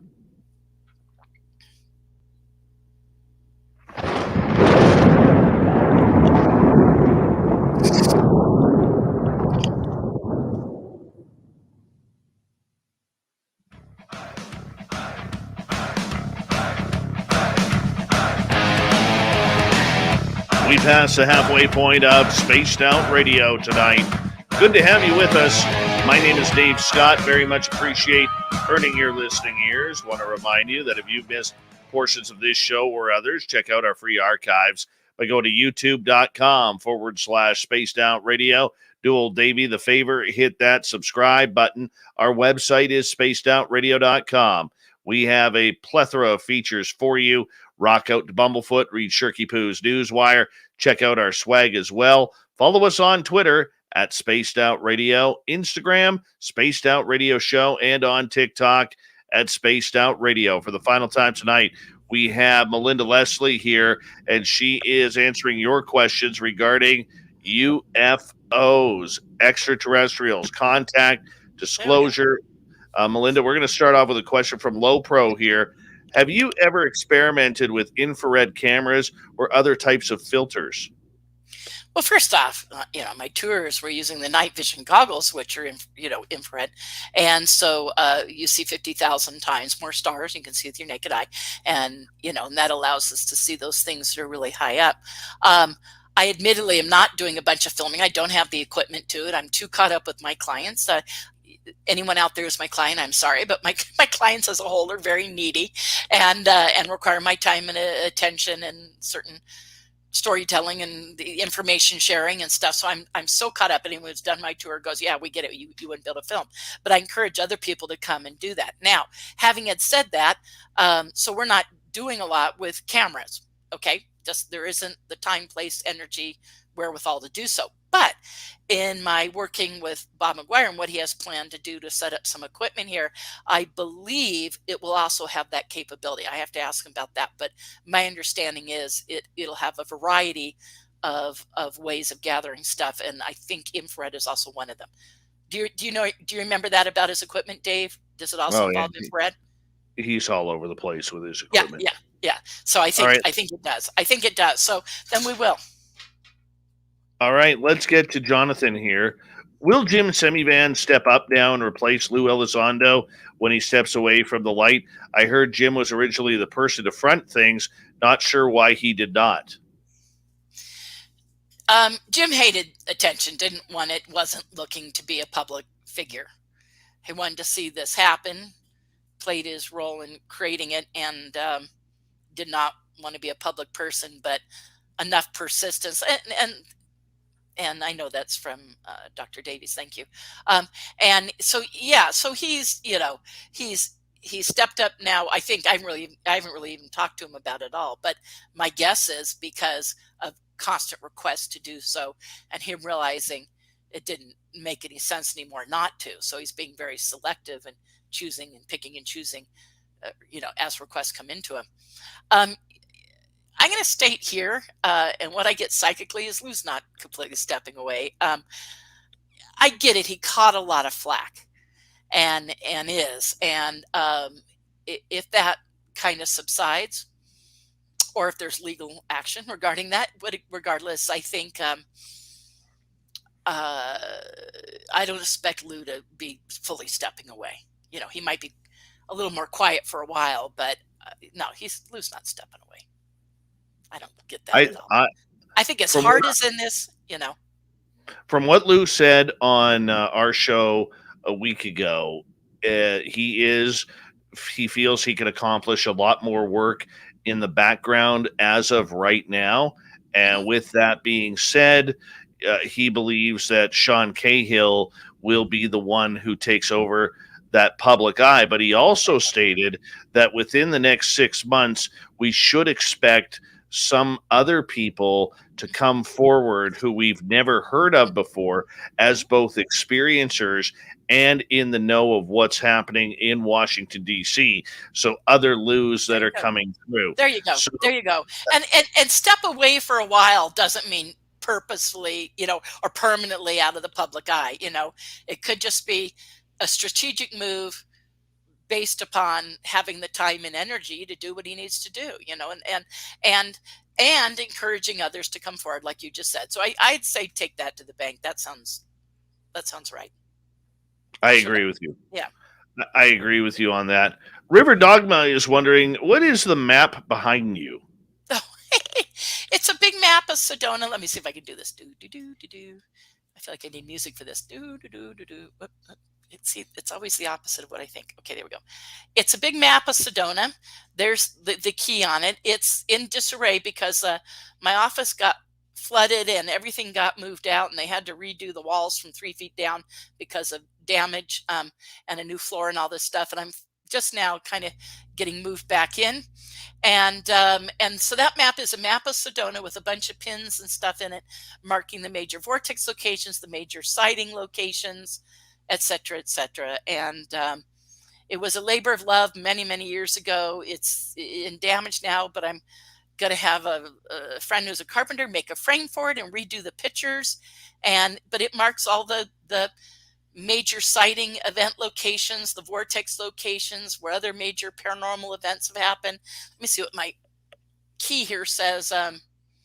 Vortex locations, UFO hotspots, frequent areas of frequent sightings, significant sightings with witnesses, photos, or video, alien encounters like contacts, abduction encounter marked with different pins, haunted locations with ghosts or spirit activity, places with a lot of orb activity, paranormal or spiritual events that are not ET or ghost related, and of course also black ops military encounters, because people hiking out in our canyons get stopped by guys all in black with Kevlar vests and combat boots. We do have an underground military base out here, and probably if one of the entrances or something is going on, they'll stop you and say, turn around, you've entered a restricted area. And so people have those encounters, as well as a lot of black helicopter encounters. Gosh, I've had just this last week a couple new major cases come forward of people with covert stuff, like I'd already said, Dave, military witnesses, some really rock solid people that I'm encouraging to be public or come forward. We'll see what happens with that. One guy in particular has extensive stuff and extensive evidence. I'll go ahead and go public with this. I can. This guy came forward and had a covert human involvement experience, has alien abductions, has had a lot of the MILAB, MIL for military, AB for abduction, just meaning covert human, which can be military or other covert agencies, but involvement. And but he was having them show up in his environment, in his home. He lived in the UK for a number of years. He had it happen there, and also here in the US. When a period of time when he was having a lot of it happen in the UK, he set up a bunch of motion activated cameras. And one night he had an experience, and he caught what we think is the result of what's called a jump room, a portal. It doesn't even matter what's causing it, but some kind of portal displacing a section of his wall. And he had an outside motion activated camera, but in a protective box kind of thing. And it actually had been recently knocked over, so it was like laying on the ground, but it caught this going on. And he wondered if the camera caught anything. And so he took the chip out of the camera, the little, whatever, recording chip or whatever, and ended up putting it in his computer, looking at, and sure enough, it caught something. But he said it was just weird. It was like a bunch of the wall was in focus. There was a window frame and part of a door in the roof line. He says it's all in focus, but there was this one part where something weird was going on. So he takes that, hides it somewhere in his bedroom. Not that hidden, but, in a little drawer. The next night, these guys show up. He has realtors coming to look at his place that day. He took down, he had a showing. His house was for sale. He had a showing. And so he didn't want, during the showing for people to go, what are all these cameras and is there a security problem? Because, that's not good for selling a house, obviously. And so he took the cameras down. At the last minute, he remembered one in the hallway outside of his bedroom, and he had taken it down and thrown it under his bed. He thought he turned it off. Well, lucky for us, he didn't turn it off. So motion activated camera under his big master bed. A guy shows up in his room, and the camera films just from under the bed, so it's getting the guy from like the knees down. Films a guy in his room. My client is completely asleep, does not know this is going on. They're so brazen, they actually turn on the lights in his room. And his camera is filming. He has a fireplace in his room, but one of those with glass, where the glass is like flush with the wall.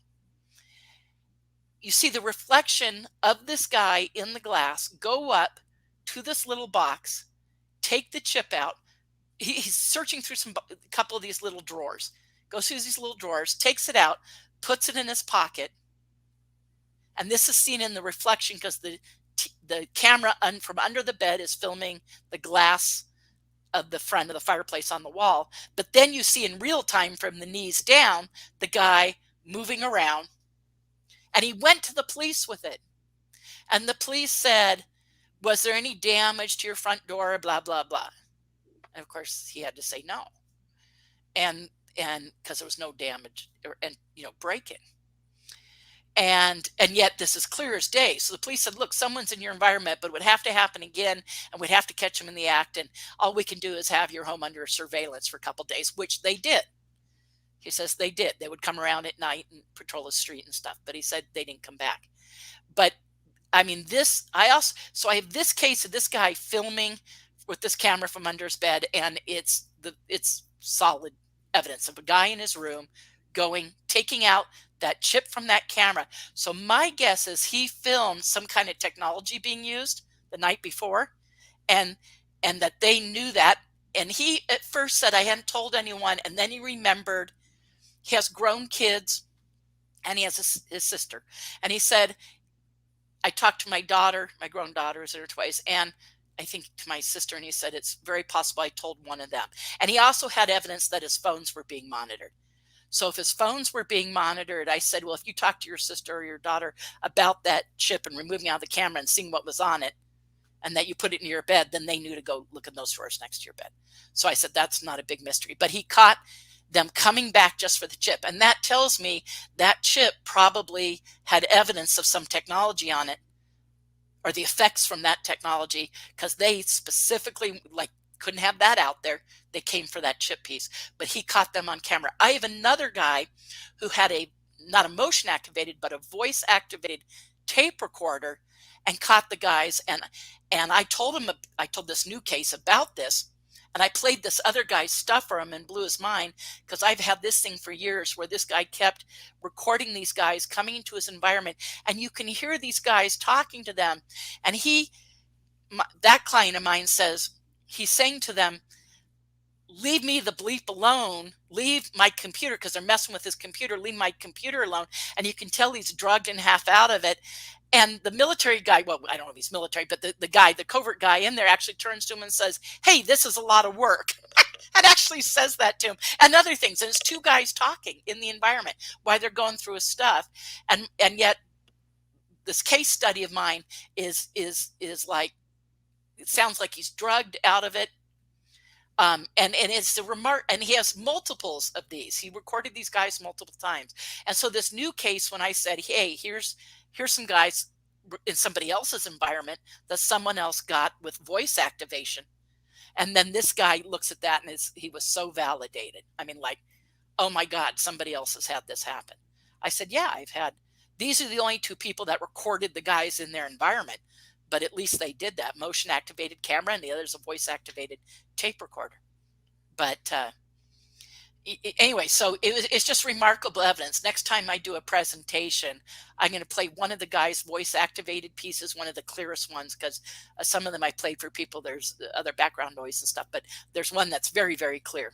The one where they're also messing with his computer, and then show also the video of this guy. It's remarkable evidence of these guys having these guys, and that's one thing I will, share with Jim. I mean, I haven't, but I will, because I'll say, Jim, here's some real evidence for this going on. But Jim said he looked into it and he said, look, I know it's going on. I just don't know how. I just don't know how it's happening. Let's get to a couple more questions from our audience, because we only got just under 9 minutes. All Things UFO is asking, what does the data say about telepathy and the cosmic Wi-Fi? Well, first off, I'm not sure what they mean. I mean, as far as telepathy, that's how you communicate with the ETs, and the covert guys know that. So that's, what else can I say? Obviously, they know that, and they're looking for people. You go to the book, what was it called? Above Black. God, I hate it when I'm this tired and I forget people's names. You know what book I'm talking about, Dave, and the guy who wrote it. I'll think of his name in a second, but. And he, in that book, he talked about being recruited and used to communicate with ETs. That goes back into the Dan Bursch and some even the viewer guys used to communicate with them. So you go into, okay, these guys have been, some guys have been recruited to communicate with ETs, and that communication is with telepathy. So see now when those things I'm talking about, you're talking a more surface level military. So wait a second. Surface level military knows, again, it's not like, oh, everything's this black and everything's like this. It's all these layers of gray. So in the middle somewhere are people being recruited into those programs, and those seemingly are part of regular covert, regular black ops, not even the work with ETs. So where's the dividing lines here? I don't know those answers. And Jim doesn't either. That's why he's asking, But anyways, that's how the ETs communicate. So that's well understood. It appears in the covert world that's understood, and certainly it's understood in abduction research. Let's get to Michael. Why did I see 23rd century technology flying over my house? How do you know it's 23rd century tech? How would you know that? I mean, you kind of go, is it anything we have, or is it demonstrating a new physics or whatever and suggested, therefore it's probably not something we have? And that's kind of what you're left with. That's kind of the big question, all the disclosure stuff. But I mean, that is the question these guys are asking. So, but hey, I can tell you, we've seen fully structured craft 60 times on my tour. And a couple of those have been great big craft hovering right on top of us. No joke. And I had witnesses. I mean, it's not like me and one or two people. I mean, some of those experiences had 5, 10, 15 people, and some of them even had 40, 50 people at them. And yet we were seeing things that close. D. Cohen would like to know, do they abduct people from urban areas? If so, is it reported? If reported, is it investigated? Yeah, of course. Yeah, that's well established in abduction research. It's all over the world. It's all, throughout the U.S. It's every kind of environment. People are being taken from cars, hotels, homes, apartments, tall apartment complex units, houses in the middle of nowhere, ranches, you name it. I mean, there's every environment is accounted for in some abduction research case. And some of these are extremely well investigated case. I mean, you go back to like Whitley Strieber, who had stuff out of his high-rise apartment in New York just as much as he did as a cabin in the upstate New York woods. He had it in both places repeatedly. I've been taken from a hotel on the beach. I've been taken from an apartment complex multiple times. I've been taken from the car driving through a city in the car in the middle of nowhere, and a car on a mountain road. Those are all true statements, by the way. So yeah, and some of these are extremely well investigated cases. Nikki would like to know, how old were you during your first abduction, or the first abduction you remember? I found out about my experiences in 1989. So that was the beginning of my discovery process. And it was a trip to Area 51 and having a bunch of sightings. That was like inserting a key and turning it. I started to have memories come forward, which started me on a long investigation process that I've been on for 32 years. Okay. That involved recalling past childhood experiences, looking at some past childhood experiences that actually had evidence, and also getting some regressions for some of those. So I think the first one that I've recalled so far, in combination, a bunch of stuff with my family when I was young, combined with conscious and regression memory, was I was 5 years old. So that's the first one I know about as of right now.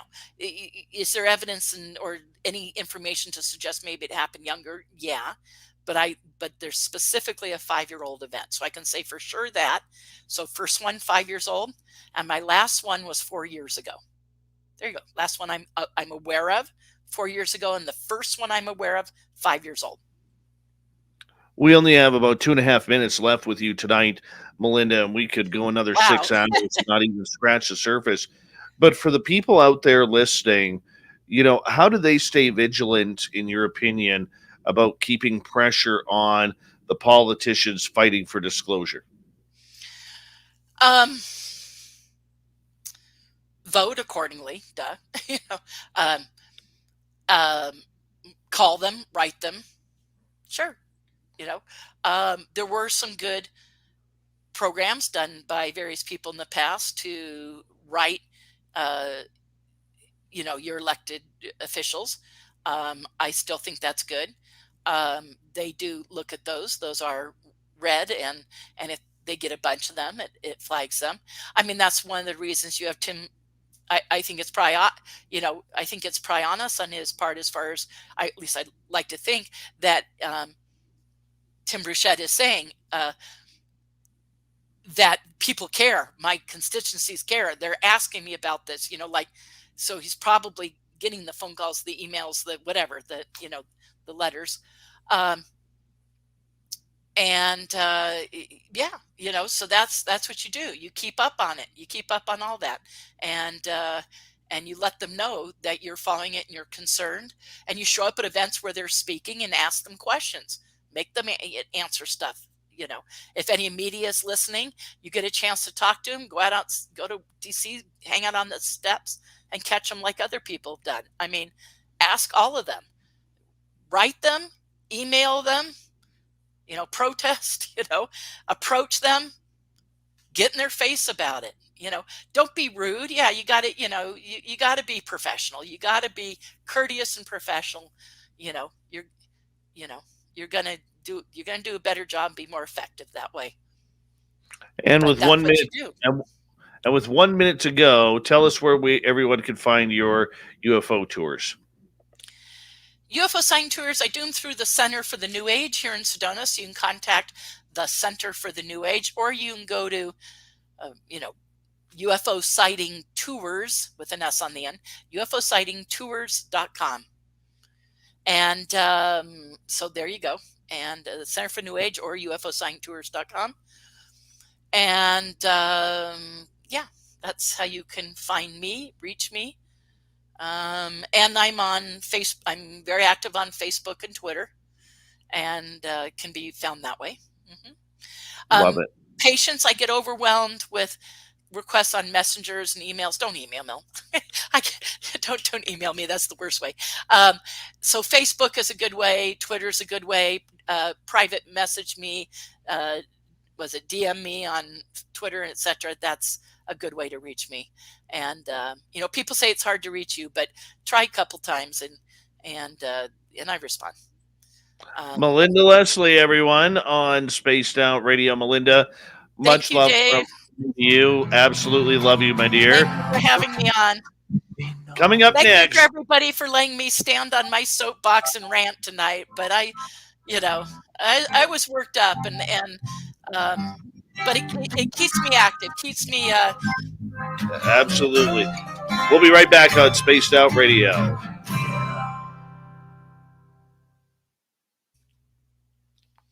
Sorry about that. I had to go to Yeah, no commercial. problem. Yeah, no, I get it. I get it.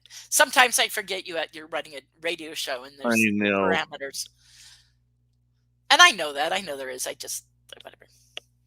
I will let you talk to my audience here for a few minutes, and I'm going to step away for a couple seconds, and then I'll come say goodbye to you. Yeah, sure. Anybody out there got a question now that I can see the comments?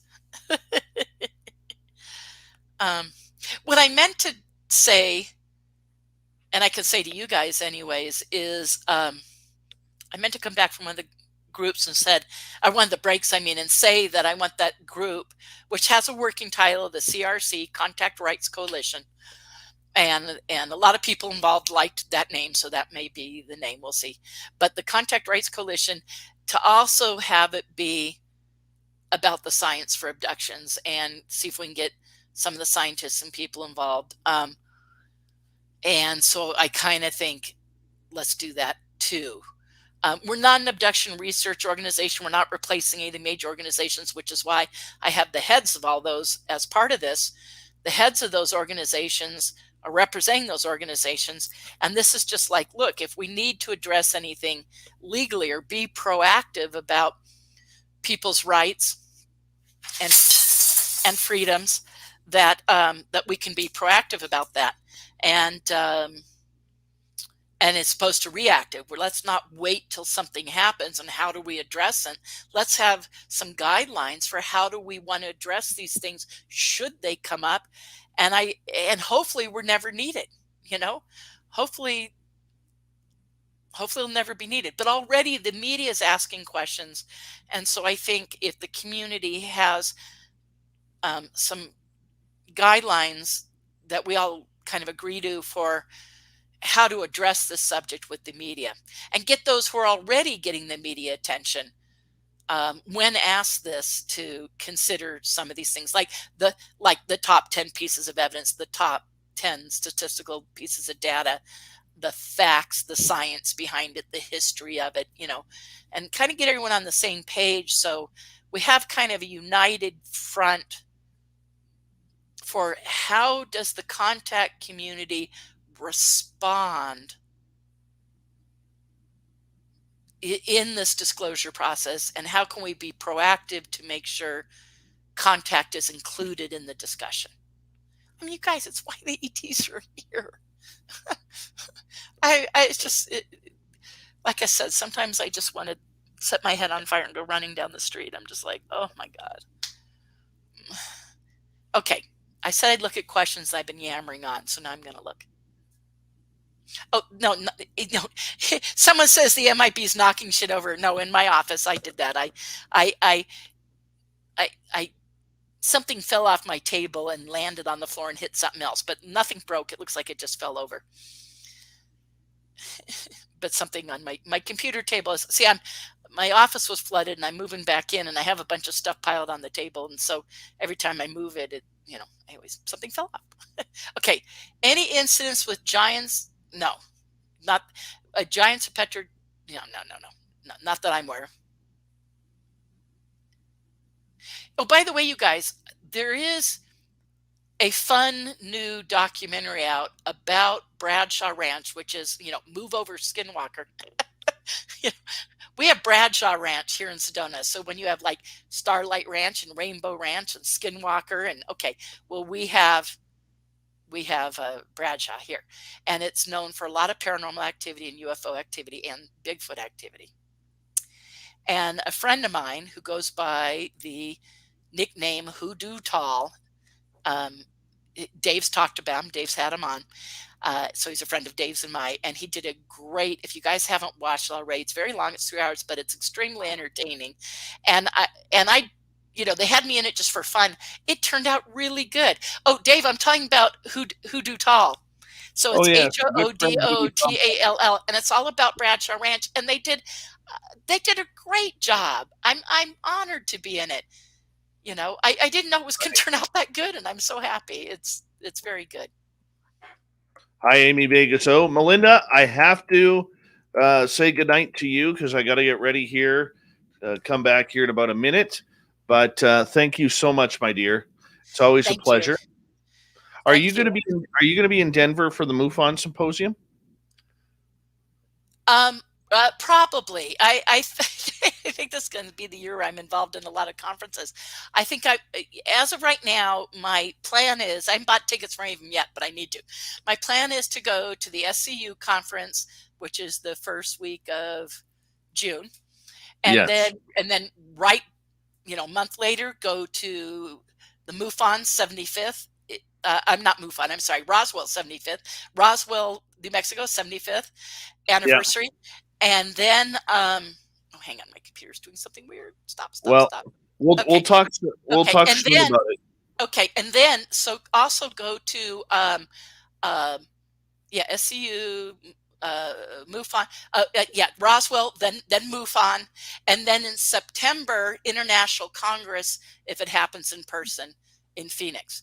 So I plan on attending all four of those. And Roswell and MUFON are back to back, but I think I'm going to go to both. I really do. So that's my plan right now. All right, Melinda, I got to run here, but much love Yes. to you, my dear, and we'll talk soon, okay? Okay, thank you. And thank you, everybody. Sorry I wasn't reading the chat. I'm not used to doing that while That's okay. I'm doing this. So I apologize to everyone for missing your Good night, question. good night, Melinda. I'll go in the chat. Maybe I'll try to answer them. Maybe I'll try to go in and play for a little while. There you go. I gotta go. Would you like to connect with us? Head to spacedoutradio.com for all your latest show info.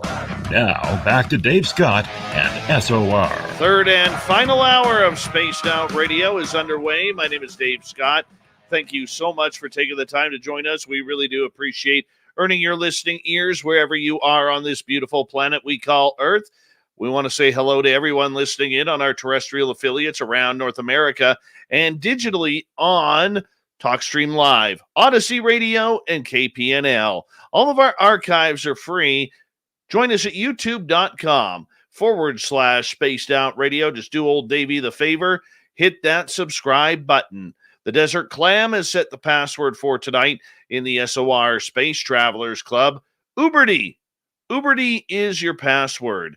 Use it wisely, Space Travelers, as the Clam sets the password each and every night right here on Spaced Out Radio. Our website is spacedoutradio.com.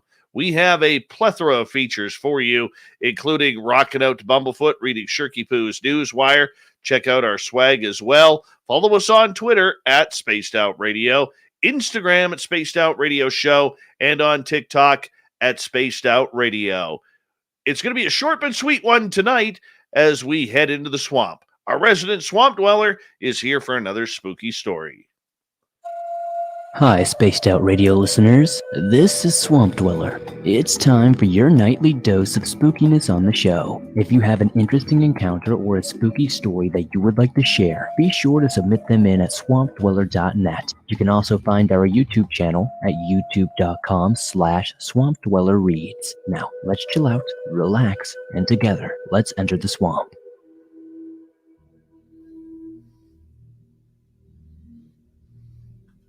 This story comes from my uncle and my grandfather originally. It has been retold to us so many times as kids growing up that I can repeat it verbatim.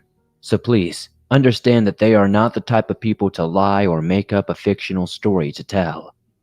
To my knowledge, this is 100% true, and I've retold it to the best of my knowledge as accurately as possible. My grandfather was the owner and operator of a tugboat company that ran barges up and down rivers all over Louisiana, the Mississippi River included, and on occasion, they would even be as far north as the Ohio River. My uncles have told me stories of them sweating in Louisiana and then breaking ice on the Mississippi River during their work stint with their boat. Later, the company was sold to a giant corporation and my grandfather's small fleet of 3 tugboats. However, many memories and stories remain from their time operating.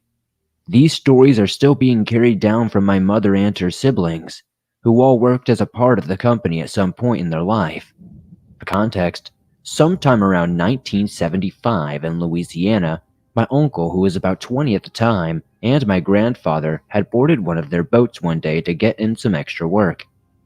Although the company employed many other employees in addition to my family who worked it, my uncle and grandfather were the only ones on the boat that day, as this wasn't typically a scheduled workday. It was something that they could handle on their own. After the day of work, as night fell, they had a dinner prepared in the galley, to which my uncle went and ate. He then returned to the bridge where my grandfather was operating the boat. After a short time, my uncle looked over the ship's side, where he noticed a man. He saw the man with a long, scraggly white beard and long hair raking what appeared to be leftover food into the river. My uncle quickly looked over at my grandfather and said, "I thought we were the only ones on the boat tonight." My grandfather responded, "We are, son. Why?" My uncle then said, "Well, who's the man down there?" My grandfather quickly got up to go look, and the man was gone. In a rush, they checked the entire boat, every compartment, every nook and cranny. They were indeed the only ones on that ship. They returned to the bridge, to which my grandfather asked my uncle to describe the man he saw. My uncle told him he had a long white beard, long hair, raking food into the river. My grandfather was taken aback as he quickly realized what it must have been. This was their newest boat, and he had bought it a few years before. It was for a reasonable price. However, the ship did come with a story. Several years before my grandfather purchased it, a man was killed on this boat and fixed it up. He never told anyone else this story, as he thought nothing of it and didn't want them to worry about buying a boat involved in such an accident. As my grandfather's story goes, a man was working on this particular boat on a day when it was about to collide with a barge. In their attempt to stop the two vessels from crashing, a man fell between them and was crushed as they hit. The reason my grandfather was taken aback? The man my uncle described fit the exact description of the man that was destroyed on the boat just a few years prior. Over the next 10 to 15 years, this boat was in operation for my grandfather's company. It came to be known for being haunted, as this was not the last experience anyone had on that boat, nor the last time the man with the long white beard would be seen. Wow. Freaky as ever. The Swamp Dweller, we love him around here as he comes in each and every night with another great story here on Spaced Out Radio. And you can find him on YouTube. Swamp Dweller Reads. He's got 262,000 subscribers and always padding the stats with more. Swamp Dweller, once again, we'll hear from him on the next show as well. Speaking of getting things going, there he is. The man, the myth, the legend. We call him Super Duke around here.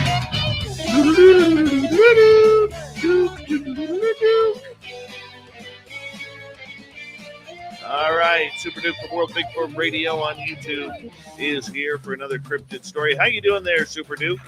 I am all worn out. I was on with Tex and BMR on the old Brunch with Bigfoot show 13 plus hours ago.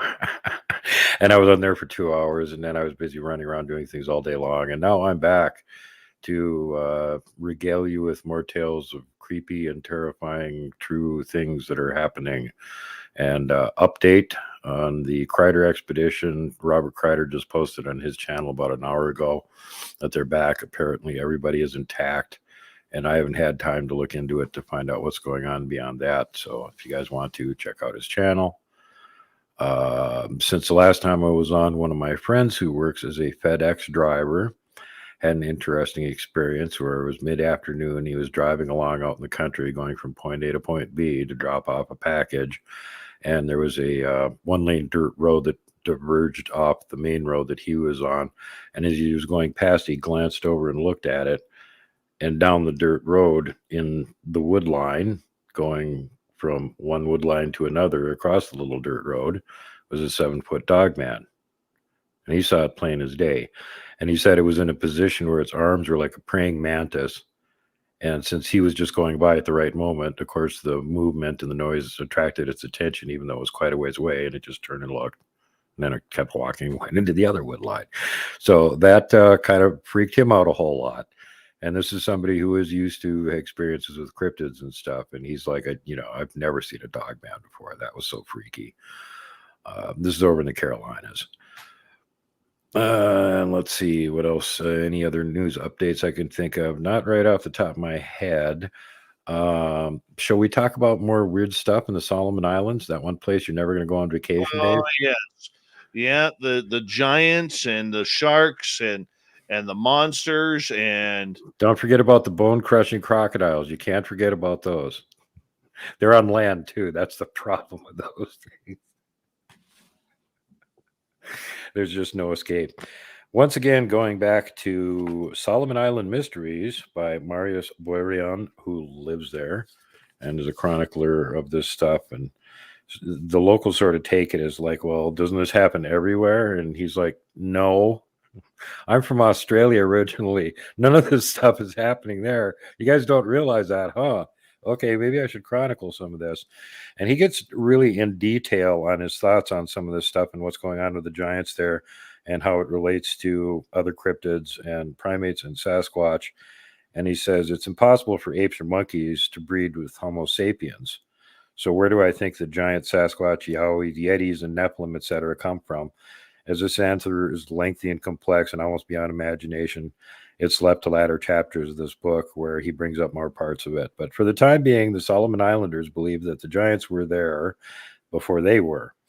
I know for a fact the giants' gene pool allows them to breed with us, as those who follow up on my research will find out. The giants of the Solomon Islands are definitely some sort of surviving species of hominid that is closely related to Homo sapiens. As scientists tell us, it is genetically impossible for Homo sapiens to breed with apes or monkeys.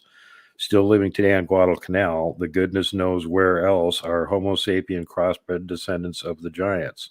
Just ask any Guadalcanal person, they'll tell you about them and where they are living.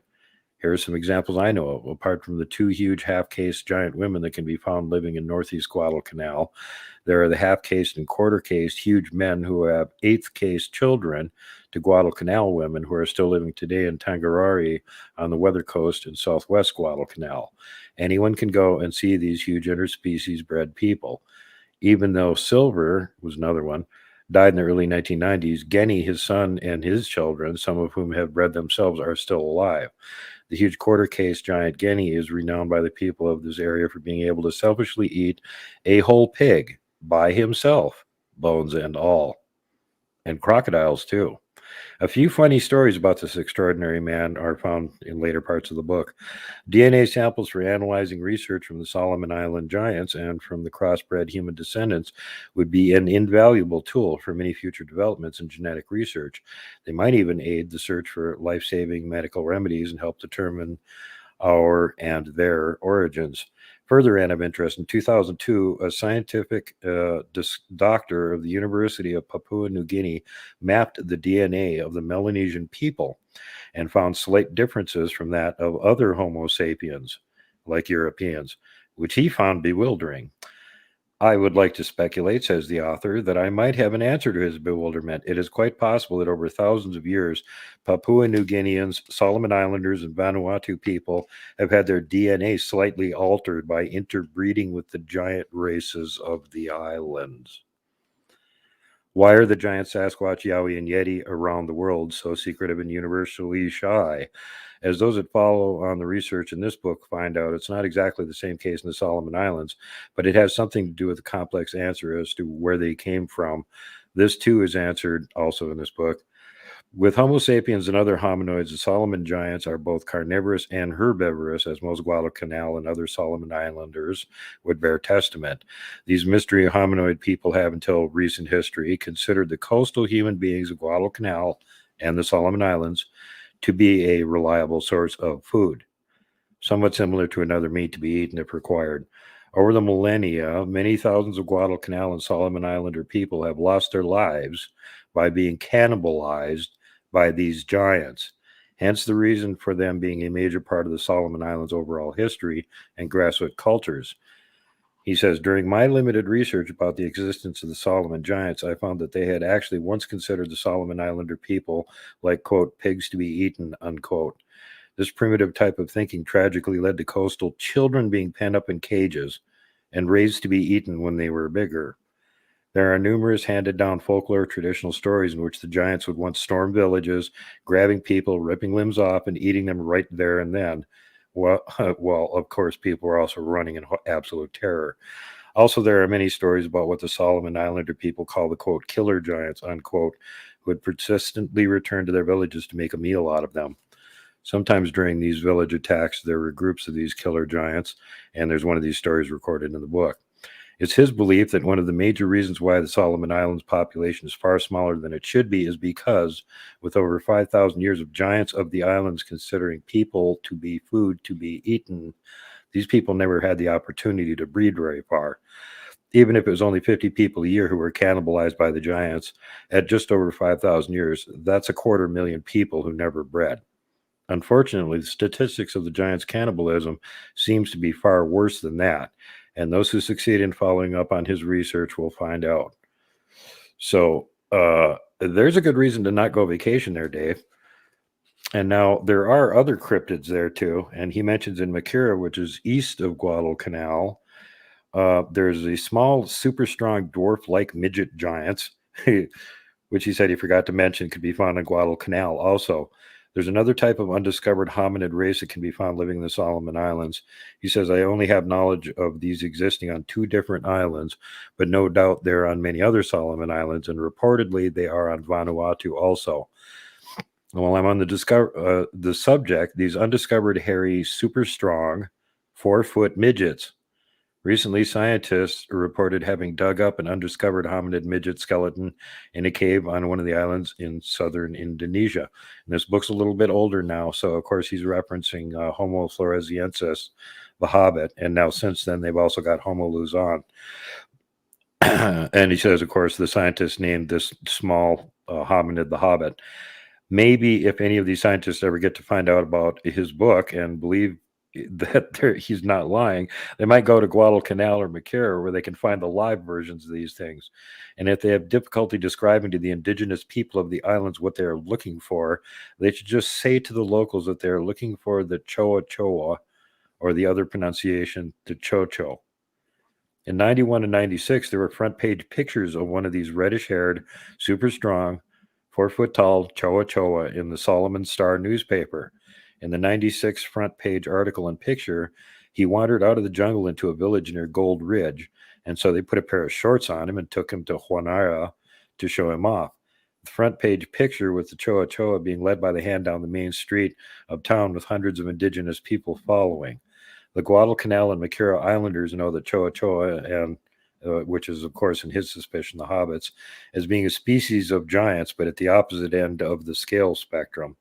These Choa Choa have never been known to ever harm the indigenous humans, and so are considered more of a novelty rather than a terror when they're seen. And of course, the nearby Australian Aborigines speak of their similar little reddish hairy men that they call the Junjidi. And I've had guests on my show twice who talked about the Yowie and the Junjidi, both of which she had seen. Other cultures around the world, more particularly Indonesia, have reported having the same. And he says, I know of stories from Guadalcanal people who have talked of seeing the little Choa Choa people in the jungle, and while chasing them for their amusement, observed that they displayed the extraordinary ability of jumping considerable distances beyond what a human is capable of. He also adds that although I'm curious about them, I've never been particularly interested in researching them further, only because I've been more preoccupied with other things. Yeah, like giants that eat people. Like, yeah, okay, I get that. But might I say, they must live socially somewhere. His friend Peter tells him he knows where they can be found, but one thing at a time. Like other Solomon Islanders, throughout their history, his great-grandfather, right down to his father, have all customarily spent a lot of their attention on the giants. And so, again, this book is very strange because it comes across not so much as like a folklore fairy tale giants thing, but like he ain't kidding. This stuff is going on. What led me to this book is because one of the reports that's in that book I had found elsewhere in the regular news of strange stuff going on, and that was the bulldozer blade incident we talked about last time. And then I got there's a guy that actually lives in the Solomon Islands that's writing about this stuff, and that's one of the stories in his book. So I tracked the book down, and it is very eye-opening that a lot of this stuff is going on. And further in geopolitics, part of the reason he opines that there's been a large contingent of Australian military there is because they know about these giants and some of the UFO bases, and they want to keep close tabs on it. And very recently now, the Chinese with their Belt and Road Initiative have been trying to worm their way into the Solomon Islands. And Australia is in the worst position politically that they've been in the Solomon Islands for like decades right now. So it's very interesting, kind of wondering what's going to be happening over there. Do you think that this case of giants is one of very few in the world, and maybe places that we haven't seen? We've heard of giants in Afghanistan, in other parts of the Middle East. We've heard of these Sasquatch type giants that are said to be living in the northern part of North America and even in the jungles of South America. Do you think there's these hidden pockets? Yeah, absolutely. I think at one time that they were one of the more elder races that was more obnoxious, and everybody kind of teamed up on them and helped get rid of them. And then if you believe the biblical narrative, the flood was all about getting rid of them. But since then, there's the smaller giants, the Rephaim, and which by their description, they're about the right size, and that's Kandahar giant size. It's the size of the other giants that are still being reported as being seen in different parts of the world. So yeah, there would be, and it makes sense that Solomon Islands and some of those areas would be places where they persisted because the locals were incapable of wiping them out effectively. So they're still there. And it's interesting to note that on all these islands, as an example, the people all live around the coast because the giants live inland. You can't live inland. They'll eat you. I don't want to be eaten by giants. I really don't. But if you're on the coast, you got to be careful around any kind of, rivers or anything, or the crocs will get you. And if you go swimming in the ocean, the sharks will get you. And he also mentions in the book that there's been island-to-island invasions before. Like their island sucks so bad, they want to get off it and go invade another island. And his opinion is that one of the reasons might be that they think maybe that island over there doesn't have giants on it. So it's worth going and trying to take over the other island in the hopes that it doesn't have giants on it. And he says, I hate to burst your bubble. They probably know this at this point. They all have giants on them. 2 minutes to go here, my friend. If somebody goes looking for these giants, are they all dangerous? No, it talks about later in the book that there was a giant king that spent a bunch of time with humans and came to realize that humans weren't just pigs that you should eat. And he ended up, when he came back, taking over most of the giants on Guadalcanal itself. And since then, which was quite a few decades ago, the giants on Guadalcanal have not been eating humans. And at one point, the ones on the north end of the island didn't agree, and the giants actually went to war with each other to decide if they would eat humans or not. And the ones that were anti-eating humans won. So Guadalcanal, you're pretty safe to not be eaten by giants on. Just have to worry about crocs and, sharks. But the other islands, no such thing exists from what I understand. So, you're at your own risk if you're on any place in the Solomon Islands other than Guadalcanal. You're probably still giant munchies. Super Duke, where can everybody find World Bigfoot Radio? World Bigfoot Radio. Oh, yeah. You can find me on my group on Facebook. I also have Montana Bigfoot Project on Facebook. I have I have World Bigfoot Central on MeWe. And my show you can find on YouTube, Bright Eon, BitChute, Rumble, and Odyssey. And, of course, you can track down that wonderful hair if you want to go Bigfooting down in Montana or up in Montana. Wherever you are on this beautiful planet, Duke, you are wonderful once again, and I very much look forward to talking to you next week with more of your cryptid reports. They're always so awesome, my friend. Thanks, brother. If you guys want some more awesomeness that happened earlier today, guests on the show, all of us, BMR, Tex, and myself on Brunch with Bigfoot, and that was quite the good discussion. Heads exploded. Go check it out. Well, I appreciate that. Coming up next, it's Dave 101. How can Tim Burchett, the U.S. Congressman, talk out of both sides of his mouth at once when it comes to UFOs? We'll hear more on the Dave 101. Next, then Sherpy Poo's news. We'll be back. Spaced Out Radio continues right after this.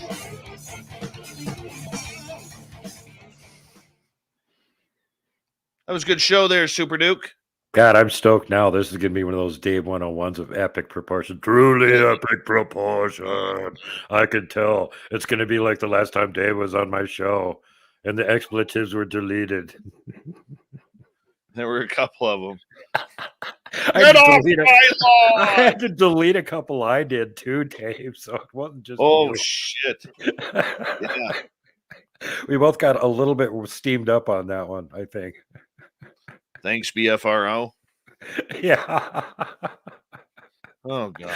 Well, I had to throw a couple more barbs of devastation at them on BMR's show earlier today, so you can go back and check that out too. Yeah, this whole thing with the giants there on the Solomon Islands and in some of those areas, it's really freaky. And if you look at all of these tropical islands that are all in that chain and nearby and connected and stuff, they've all got reports of the same cryptids. They just got different names for them. But it seems like it's just the Solomon Island chain that has the cannibal giants on it. The other ones have all got versions of little people and Bigfoot, and that's it. They don't have these giants. Wow. Hi, Caribbean Free Spirit. Welcome to Spaced Out Radio's chat room.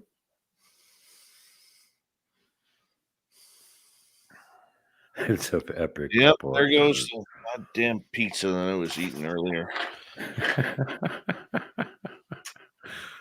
Pizza. Yeah, Low Pro. The scary thing here is they still exist. They're it's not past tense. Go to the Solomon Islands, become giant snack food. I hate Tums. Miss Dill Pickles, how you doing? Long time. Did you eat spicy food again? No, I followed up spicy food yesterday with pizza today. Oh, okay. Well, that kind of qualifies as spicy food. It's absolutely dumb. Absolutely. I live on taco, burgers, and pizza, so my system's adapted to it. Not happy with myself right now.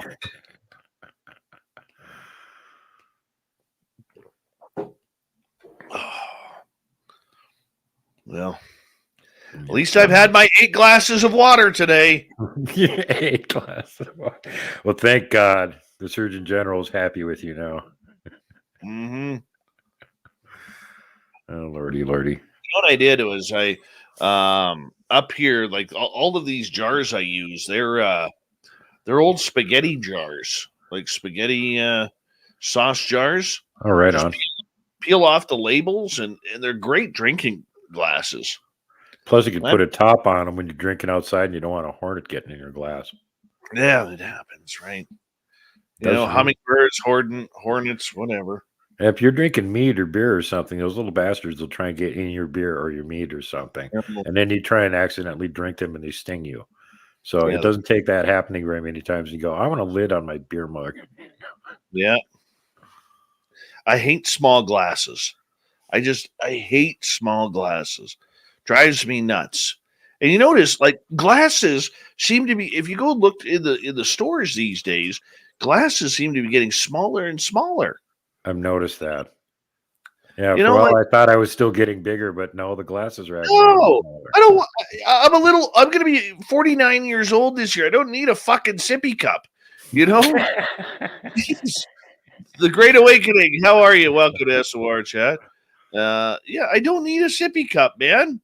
Well, as you get older and mobility becomes more problematic, it behooves you to have a larger drinking vessel like this size, so you don't have to get up and go and refill it very often. If I'm going to wake up 3-4 times a night to take a piss, okay, I'm getting my full money's worth with 2.25 cups of water here.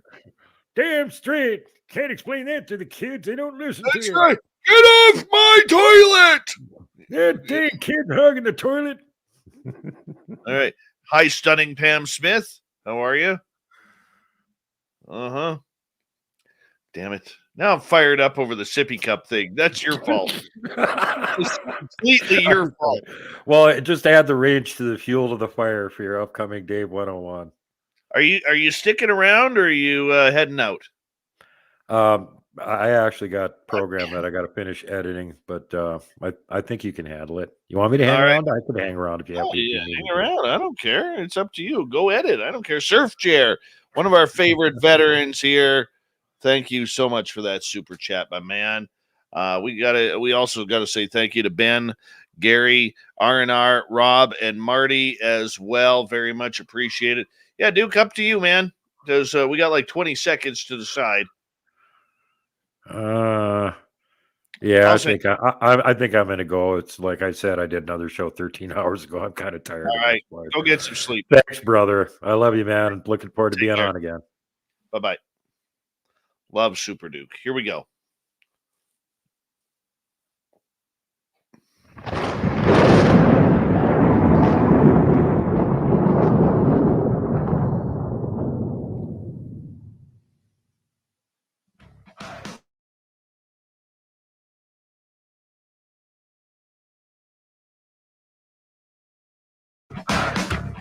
We've rounded third. We're headed for home tonight on Spaced Out Radio. Thank you so much for taking the time to join us. We very much appreciate earning your listening ears wherever you are on this beautiful planet we call Earth. We want to say hello to everyone listening in on our terrestrial affiliates around North America and digitally on TalkStream Live, Odyssey Radio, and KPNL. All of our archives are free. Join us at youtube.com/spaced out radio. Just do old Davey the favor, hit that subscribe button. Our website is spacedoutradio.com. We have a plethora of features for you, including rocking out to Bumblefoot, reading Sherpy Poo's Newswire. Check out our swag as well. Follow us on Twitter at Spaced Out Radio, Instagram at Spaced Out Radio Show, and on TikTok at Spaced Out Radio. It is time once again where I'm going to fire things up with the Dave 101.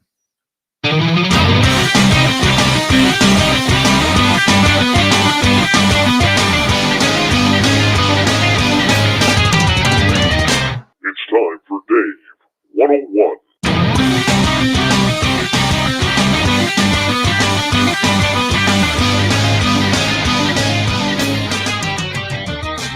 You know why people hate politicians?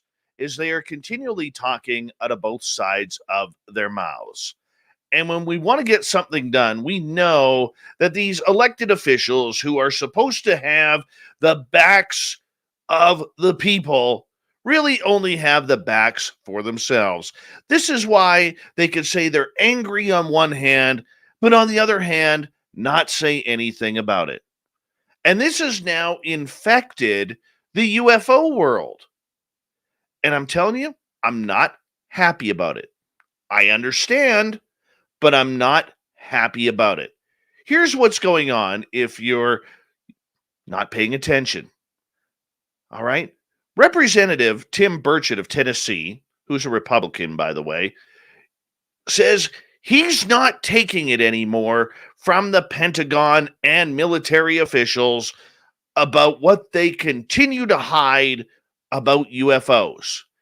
He is quoted as saying, "There's an arrogance in government at that level that we cannot handle what's going on out there." On balance with Leland Vittert, he says, "It's a bogus cover-up. It doesn't fit, and it's about power and control."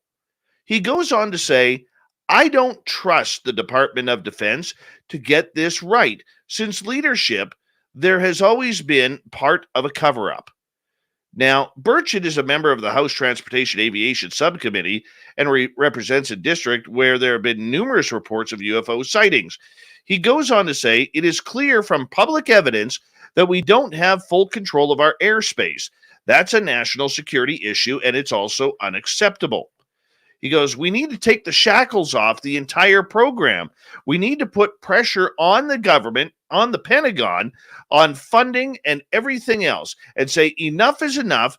Bring forth what you got and let the American public decide. I trust the American public. Release it all." And he wants everything to come back from Roswell on forward. Look, this sounds like a dream. This sounds Perfect. This is what the UFO world has been waiting for. But wait, there's more. He says, it's not a tinfoil hat thing anymore. You've gotten a pilot describing something that has been described for decades since Roswell, New Mexico. It's a little tighter, high level than I believe we're being told. The government is part of the cover-up, and they're not going to disclose it to us because they don't trust us with having enough sense to diagnose. It's very frustrating. However, let's go to the other side of Burchett's mouth. Because in this same interview, when he was asked if he has seen things that caught him off guard, he said, yes, I have. And he would not explain what that yes, I have was. Now, granted, to his defense, it may be because of a non-disclosure agreement. There are things that he has learned that have obviously scared the representative of Tennessee and would probably scare many of us here, whether we're in the UFO field or not. Imagine the public finding out what Tim Burchett knows, what Marco Rubio knows, even what Lou Elizondo or Chris Mellon know. Are they ready? Are you sure you're ready? Personally, I still sit on the side of no, the public is not ready. We don't know how it's going to affect the markets. We don't know how it's going to reflect religion. Because remember, UFOs are not an American problem. They're not a Canadian problem. They're not a Chinese problem. They're not a Russian problem. They are a 7.8 billion people problem. Now, the word problem may be a little strong because we don't know, as far as we've been told, as to whether or not the aliens have even landed here. To the experiencers, of course, we are already knowing. But to the rest of the world, who is more interested in staring at their cell phone screen than they are staring into the sky or paying attention to what is happening around them, they have no clue. I will say this, and I've said it before, and I will remind you again. COVID was a great litmus test for what the government would see come out of people during panic time. Who here still has toilet paper stocked up in their storage room that they got at the beginning of the pandemic? Show of hands, anyone? Now, we're hoping that there's more logical thinkers out there than those who were hoarding everything from ribeye steaks to toilet paper to Metamucil and condoms. And I say that facetiously, but you all know that's what happened. We saw the worst of humanity during the early stages of the crisis and the pandemic. What about aliens? How are we going to react? Hollywood hasn't done any favors. The government hasn't done any favors. Nobody has done us any favors. What it comes down to is we have a politician who says he's speaking for the people, but he won't tell the people what he already knows. Yes, he doesn't want to be kicked off any subcommittees. Yes, he's a career politician. He wants to make it to the top as far as he can go.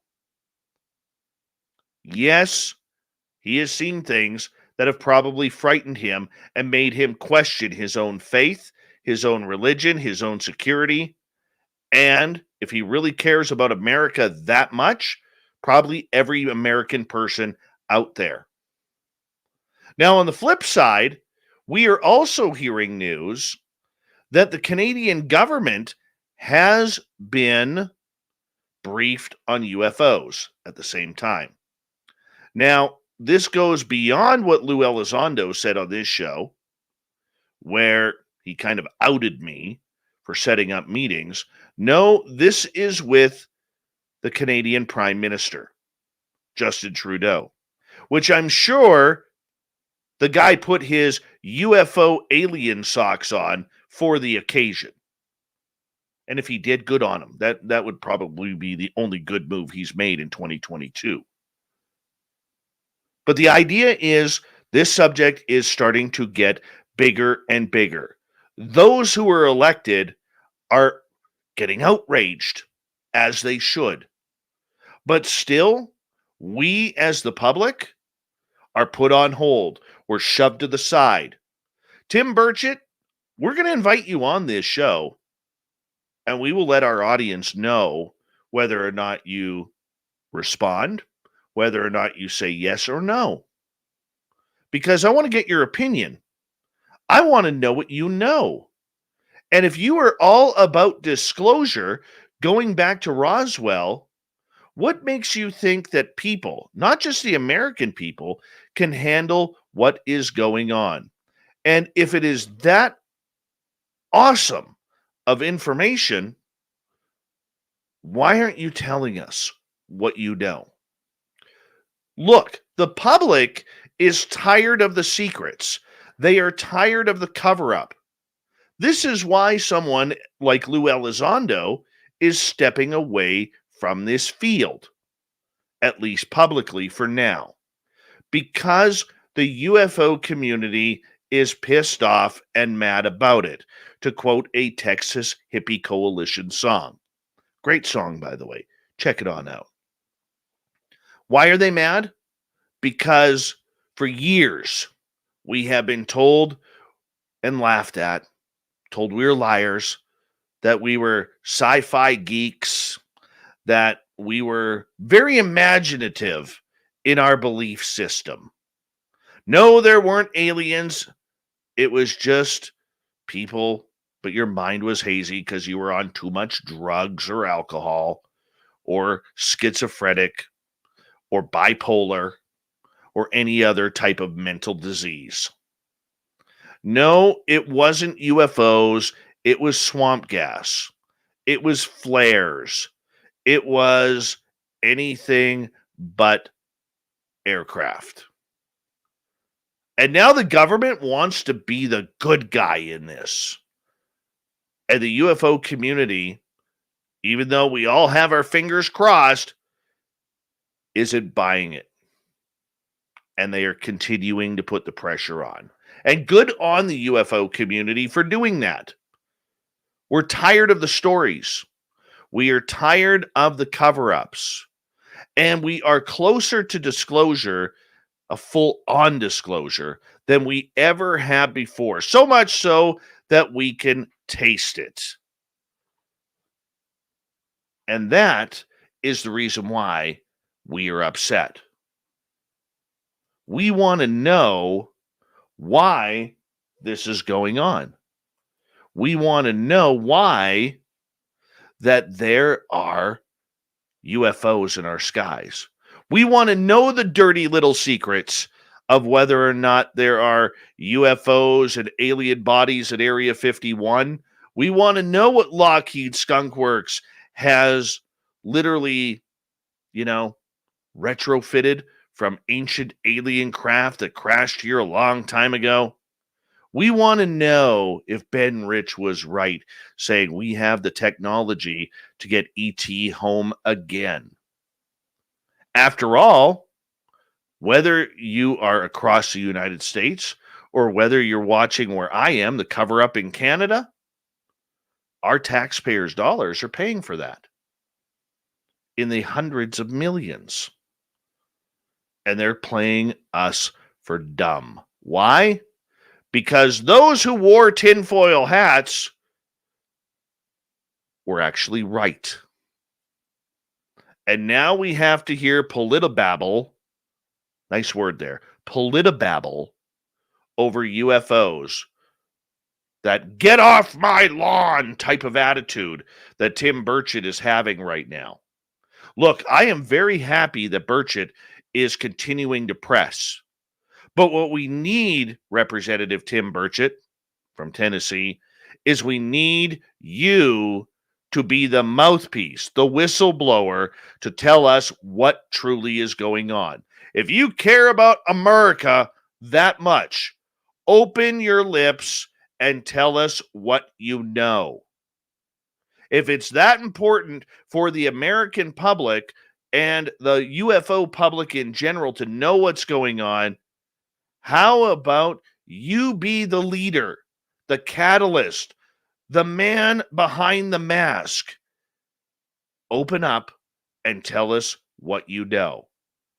In other words, have the cojones to tell the people what they're missing out on.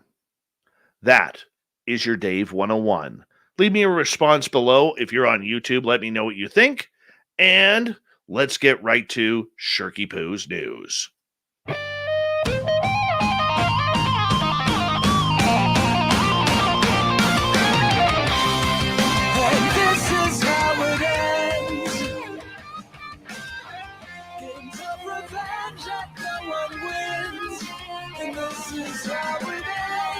All right. We all know this hot romance between Machine Gun Kelly and Megan Fox, who led to their engagement and them drinking each other's blood. Well, a high-profile member of the vampire community has issued a caution to the power couple. Co-founder of the New Orleans Vampire Association, Balthazar Ashtanison, warned the couple to take proper precautions before drinking their lover's blood. He said Fox and MGK need to be sure they are testing each other's blood for potential diseases and blood-borne illnesses. Ashantason, there we go, also clarified vampires are not immune from such diseases. Founder of the New Orleans Endless Night Vampire Ball, Father Sebastian, I think he's been a former guest on this show, to be honest, also issued a warning. He said that blood withdrawal should be done by a trained medical professional.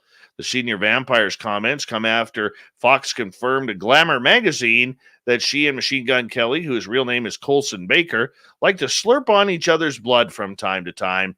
Yeah, so I guess to drink each other's blood might mislead people or other people imagining us with goblets like we are on the Game of Thrones, drinking each other's blood. It's only just a few drops, but yes, we do consume each other's blood on occasion for ritual purposes only. Okay. Let's move on.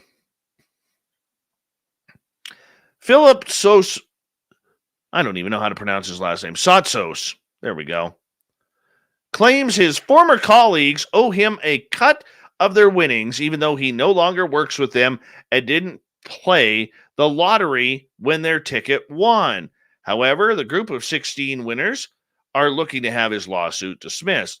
You see, this lottery pool at their work started in 2015, was meant for employees at the auto parts delivery company at which they worked, in order that if they hit, they would split it evenly.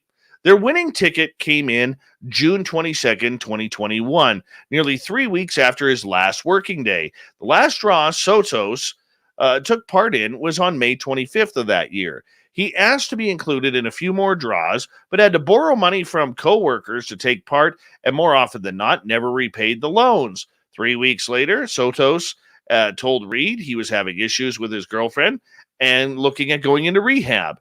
He was not heard from again by anyone at his former workplace for about 3 months. The following month, the group of 16 won a $1 million prize, each of whom had to pay to play. Now, Sosos, of course, he wants his cut, but he was not entitled to share of the prize because he did not ask to be included. He did not pay any money to play. He was still indebted to Steven Tedesco for money he borrowed to play in 4 prior draws, and he was presumed to have checked into rehab to address his personal and substance issues. The court document reads that in October, Sotos learned of the win and texted that he was pretty pissed off that he wasn't told directly by them, but was happy they had won. I'm more hurt over this than mad at all of you, read the text, which made no mention of his feelings and that he deserved a cut of it. The plaintiff's claim is a portion of the lottery prize. It's merely a desperate afterthought from a regretful, troubled, and jealous person, the court document concludes. we're going to see how that one turns out. I have a feeling that Mr. Phillip there, he is going to be on the wrong side of the law on that one. Ba-da-ba-ba-ba. Not loving it. Nope, not at all. By the way, what kind of dude do you have to be to propose to your fiance in a McDonald's? Like, do you really think that that is something that is going to go over properly? Let's see. A marriage proposal at a busy McDonald's ended in a harsh rejection, no kidding, for the man down on one knee. Video shared to social media appears to show a woman refusing the matrimonial offer made while she was in line placing an order at the restaurant inside a South African mall. The woman in the 45-second clip can be seen shaking her head in disbelief and exchanging some heated words with the man before she stormed out of line. Sans burger. How does this happen? The man then grabs the order, turns his shopping cart around, and leaves to jeers and cheers from the crowd, many of them filming the embarrassing situation. The April 27th video has gone viral, more than 3.7 million views, and the reaction to the rejection was swift. Proposing at McDonald's might be a sign of insanity, one person shared on Twitter. Another offered some sage advice to people who would like to propose publicly. My opinion is to have an informal discussion with a partner to know if they would appreciate a public proposal. I genuinely feel these people getting public embarrassment do not even know where they stand in the relationship, but expect the ring to act as leverage. Not this time, my friends. Not this time. And finally tonight, congratulations to the original Atari Miss Pac-Man. The game has finally been entered into the World Video Game Hall of Fame. They also announced Dance Dance Revolution, The Legend of Zelda, Ocarina of Time, and Sid Meier's Civilization. I want to say a big thank you to everyone tuning us in tonight for a wonderful show. Thank you to our good friend Super Duke from World Bigfoot Radio coming in for an awesome cryptid report. Swamp Dweller at youtube.com/Swamp Dweller Reads for another great spooky story. And of course, Melinda Leslie joining us for the first couple of hours, breaking down UFOs and experiences.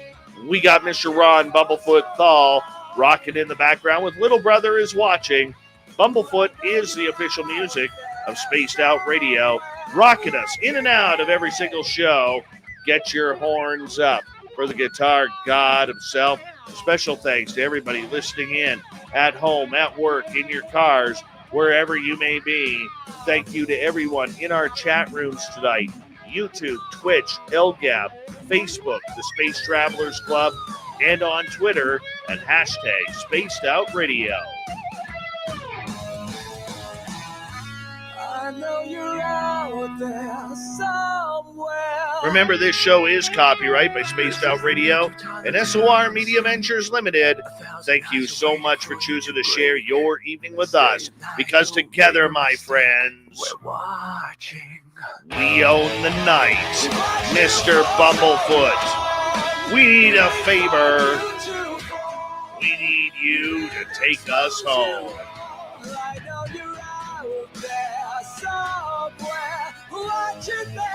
Yes, the Woo train has docked for the night. But soon, my friends, we shall ride again. Your seats are always available. Your tickets never expire. And if you want to bring a friend, we've got room for them too. Good night.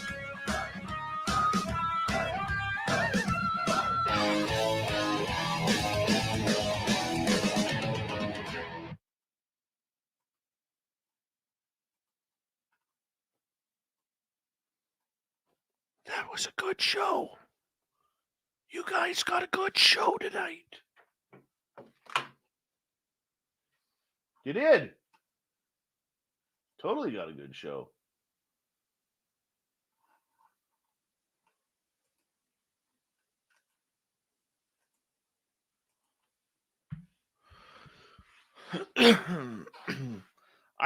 You know what? I was on a roll on that Dave 101 there. I was on a little bit of a roll there. It felt good. Hey, Bruce. How you doing, man? My man, River Dogma. His beard is smelling fantastic right now. Robert Garcia. Merci beaucoup. Who is that dude that came in here earlier? And I didn't recognize the name.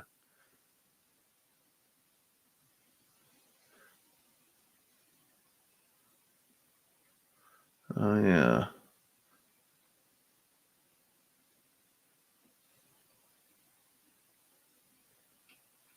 All right, there we go. Thank you. Thank you. Thank you.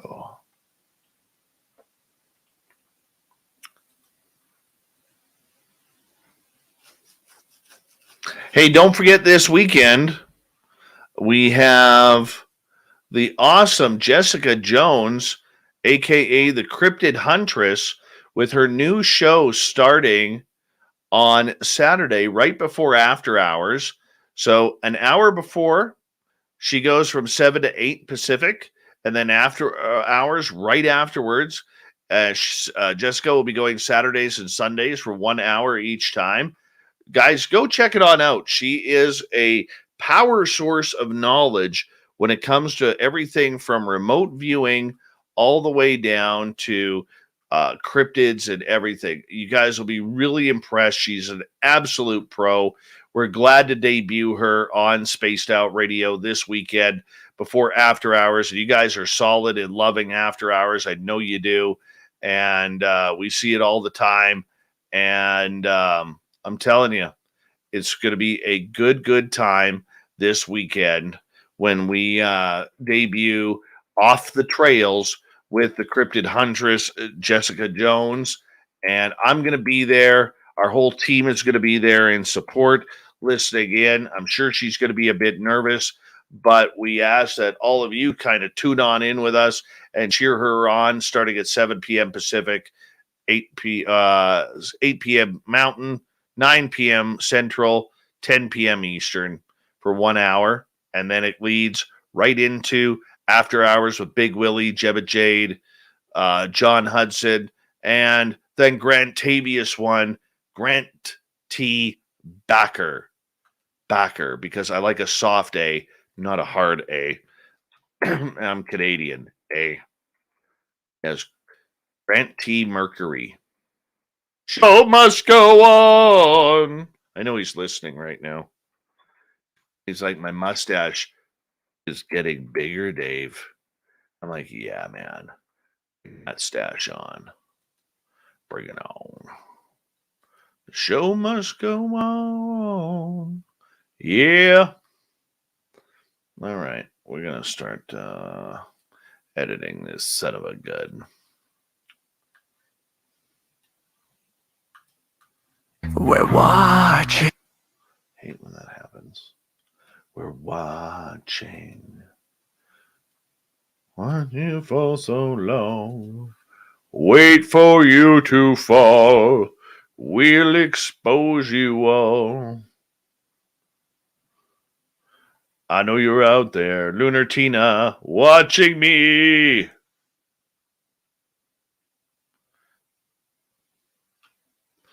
Any questions regarding tonight's show?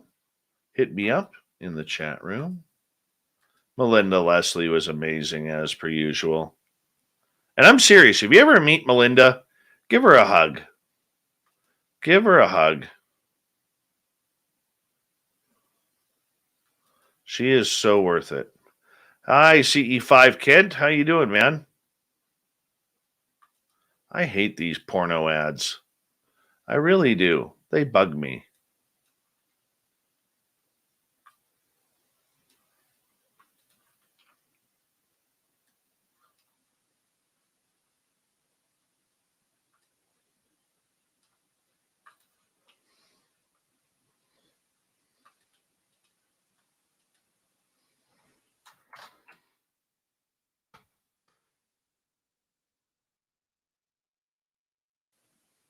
I do hate those porno ads. They just bug me.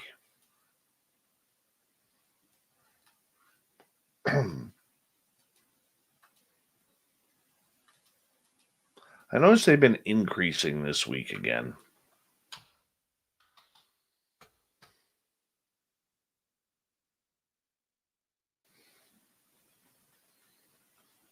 Damn porn kids, get off my lawn! That's right, Super Duke. Damn perverts everywhere!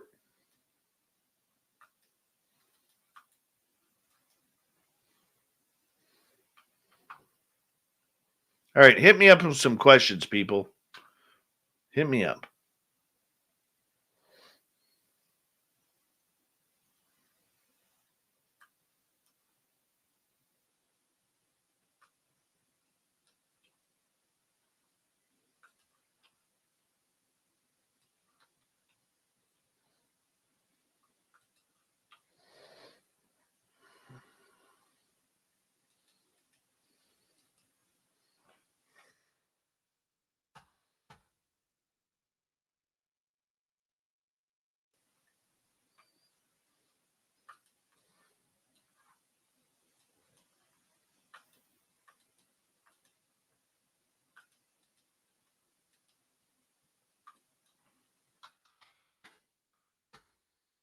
How much do I love Lola? I love little Lola. Oh, I would just snuggle her. She looks like a snuggler, Joe. Not gonna lie. She looks more like a snuggler than a guard dog right now. Be honest, Joe. She cuddles in your hair, doesn't she? At night. You got her sleeping on your bed and she cuddles at night, right? Do I believe in vampires? No, because I don't even believe human vampires are real vampires. They may identify as vampires, and that's cool and dandy. Be whoever you want, but you'll never be a real vampire. All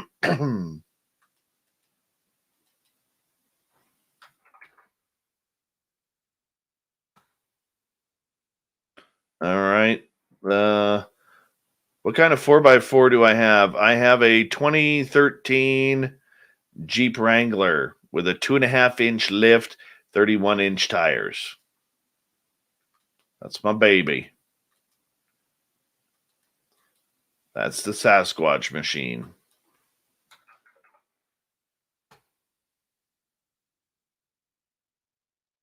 Pam. Or Nicholas. When do I think I'll see Dogman? Who knows? I have a feeling it's this year, though. I really do have a feeling it's this year. I don't know why, but it just feels like that's what's going to happen. Pam, Dave, why do people see UFOs as a child but never as an adult? Good question. I don't know. Sometimes, and this is what I've heard, so don't quote me on it, but sometimes when the aliens are done with you, they just stop. They just stop. And we don't get explanations why.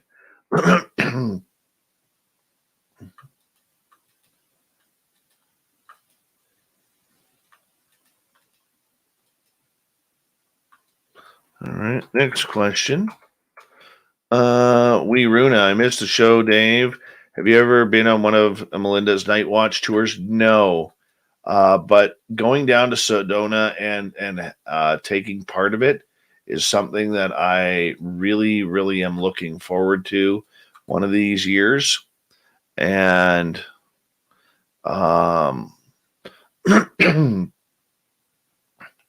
and it's something that I would love to do. I've heard so many good things about it.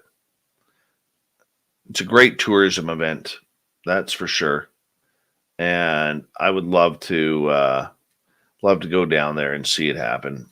A lot of this stuff, man, I would love to see happen with my own eyes. I really would, because it's cool, man. I think Melinda does a great service. She's got a great niche going on there. And let's face it, Sedona's, could be woo capital of Western North America. And she's in the right place at the right times.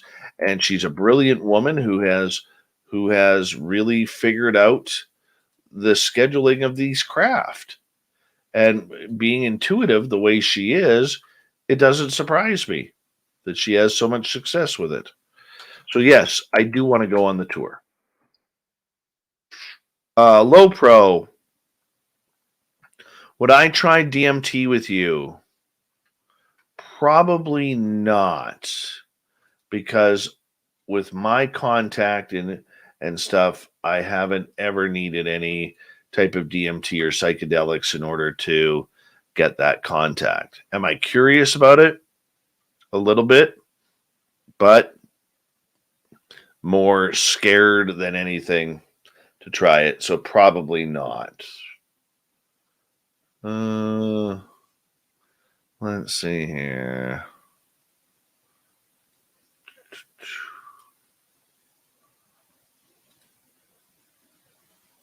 Any other questions?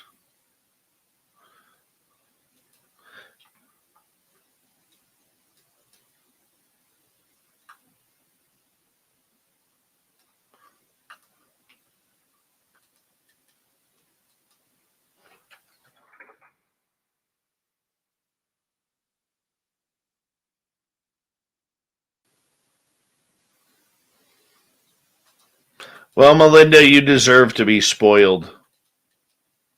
You know I love you.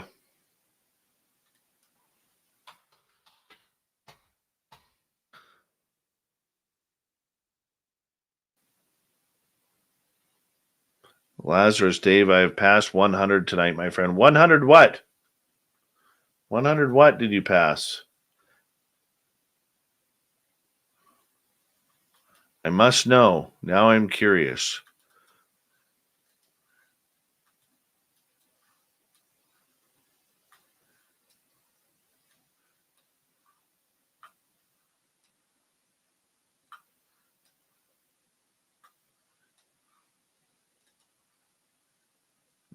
Cancel. What the hell is that one in here for? Delete. There we go. Now let's convert. There we go. Night, Fidgety. Oh, you passed 100 subs. Very cool. Oh.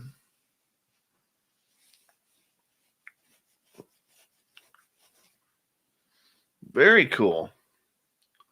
That's awesome. Did Melinda speak about CE5? Curious to know what she thinks. Well, she's in the chat room, so she could probably type it on out.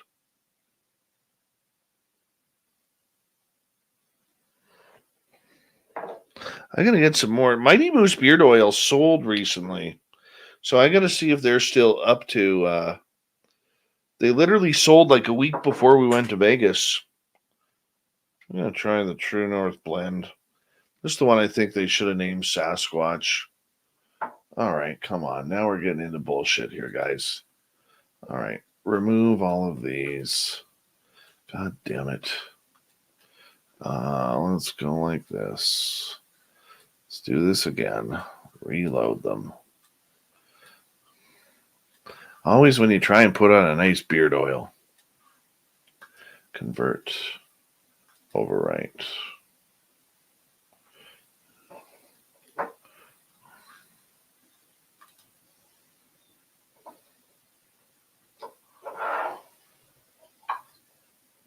I'm telling you, River Dogma, you got to admit this stuff smells great on your beard. You got to admit that. Ow, it's pulling. That's it. Just rub it in. It's that smooth. It's great for your hair as well. Your hair totally absorbs it. It's all natural, man. Ow, ow, ow, ow.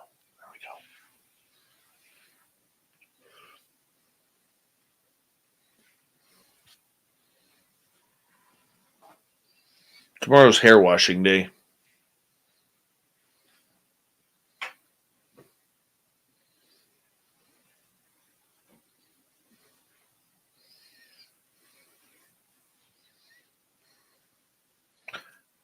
I knew he was going to send another picture. Look at that. She is so cute. She's giving you that don't F with me look there, boob. She looks like she needs a treat. You better be giving her a treat.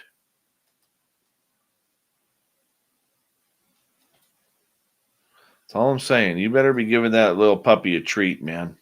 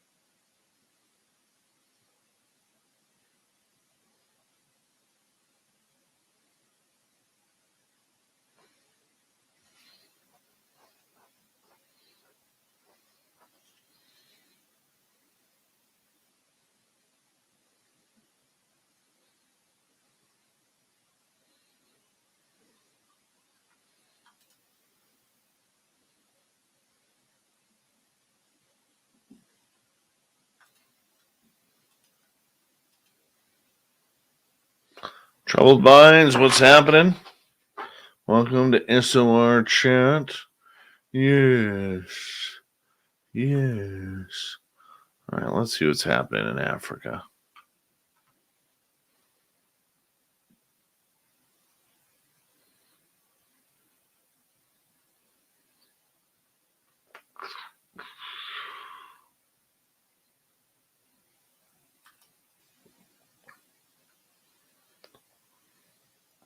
Just birds around the watering hole right now.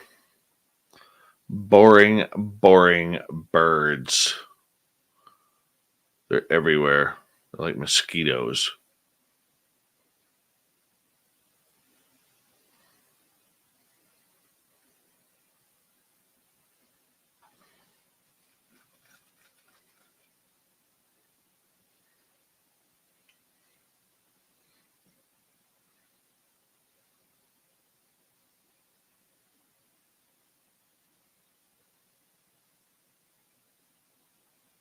And all the birds just left. There must be something coming in predatory. Oh no, they're all coming back, the little bastards.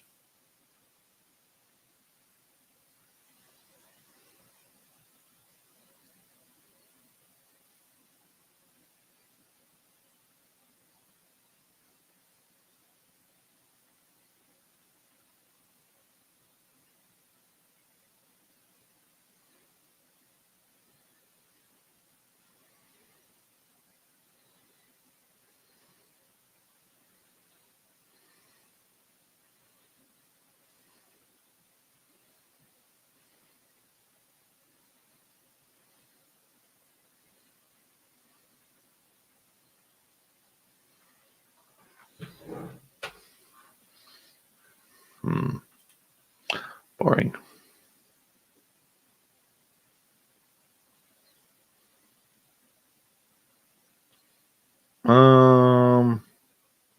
Troubled minds. If you reach out to me on Facebook, we'll see what we can do. Send me a private message on Facebook, Twitter, or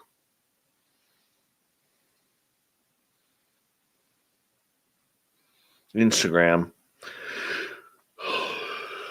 Probably won't be tonight because I'm going to bed after this, man.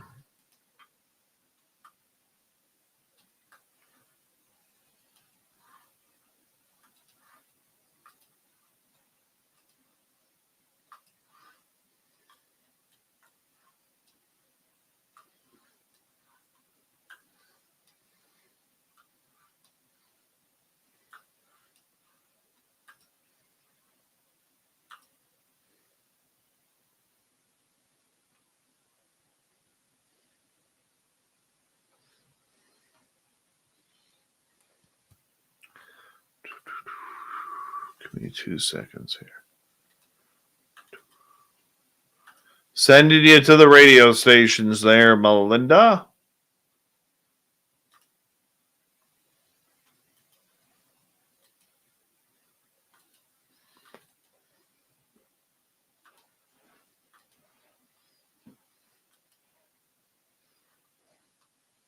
Right. I will be right back.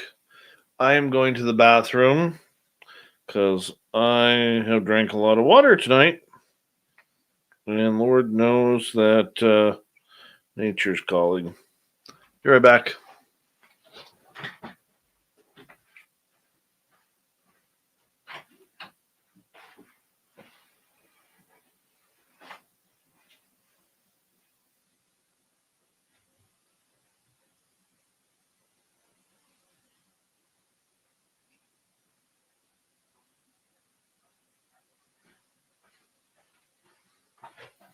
Uno secondo.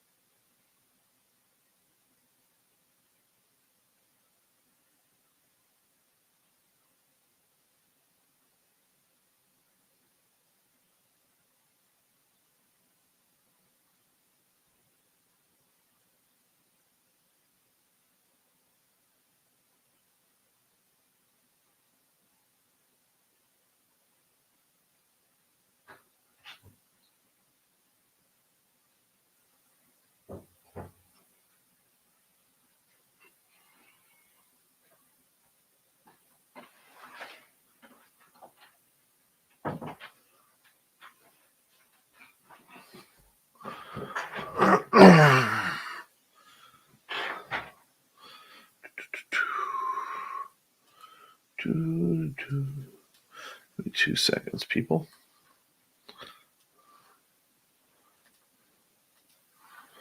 And then we go here. We go here, here. Desktop right there. There we go. Hide that.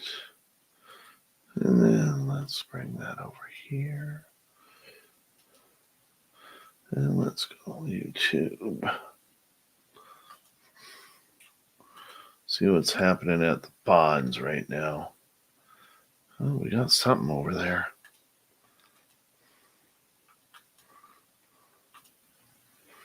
Let's hide that. There's something over here. Don't know quite what that is. It looks like a gazelle or something. Kind of boring. Hi, Nell. How are you this morning?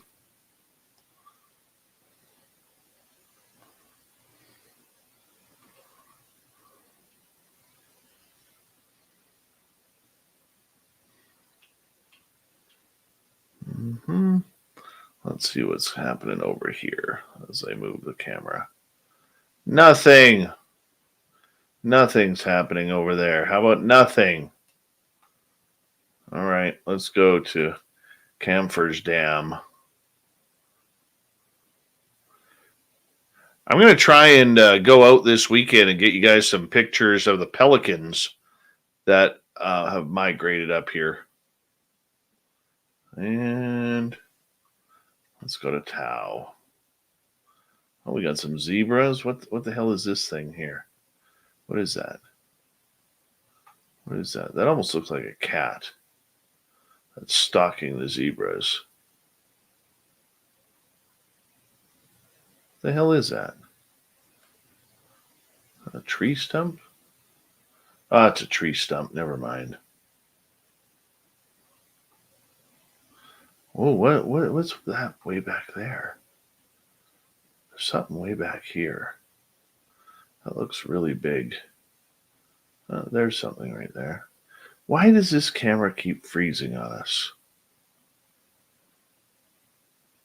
It's like the second night in a row.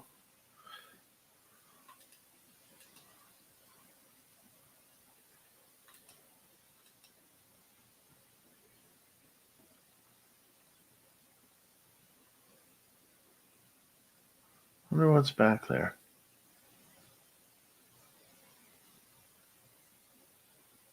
That must be some big salt thing there.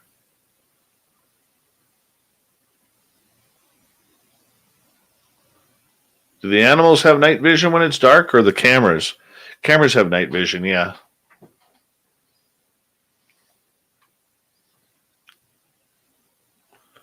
the hell is that running around back there? Now I'm curious.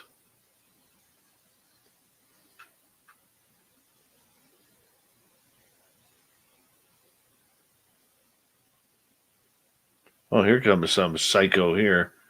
Been drinking too much.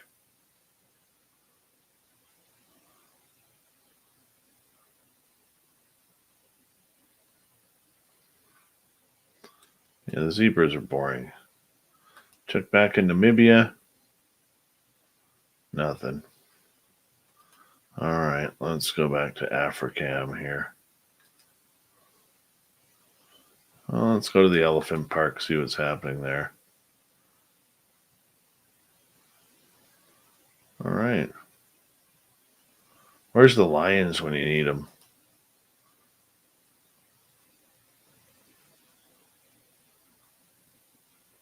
Oh, what's that swimming in there? Oh, it's a couple like ducks or something. No elephants. This springbok here looks like it's ready to get attacked. Release one of her babies. Where's the cats when you need them?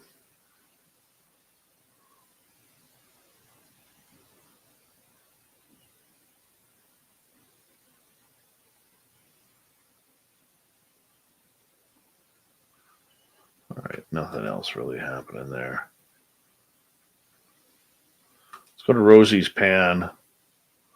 Always something happening here. Even the boa constrictor isn't even up on the log. Boy, that's boring. Let's go back to Tau. Oh, look here. Here we go.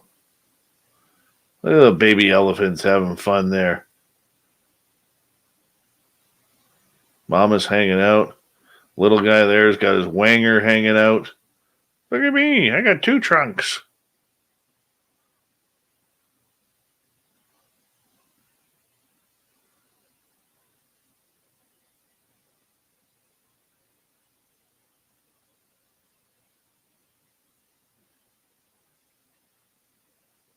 Well, that's a highlight. I don't want highlights. I want what's live now. Let's go to Oliphant's River. Oh, there's a lot of them around there.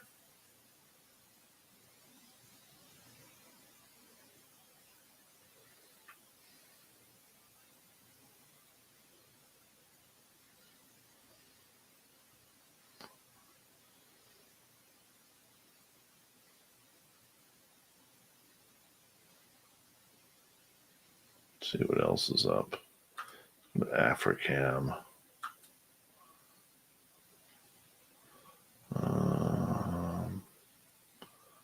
Let's go to Encoro. There's never anything here. Ever. It's like the most boring watering hole ever.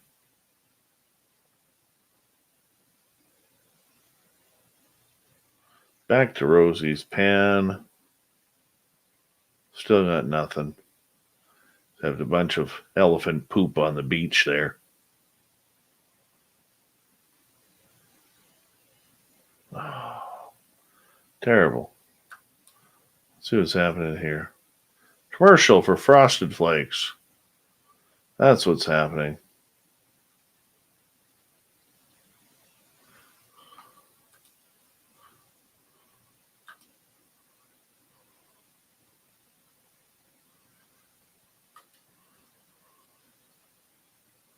That's a cute video, Joe. Oh, these are badass, these African buffaloes. Watching them flip a lion like 10 feet in the air, that's pretty amazing.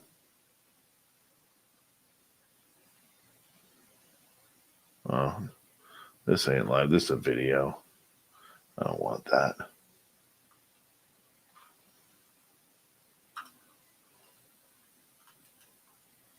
Hold on. Back to Africam. What's on the cat eye today? Nothing. Back we go.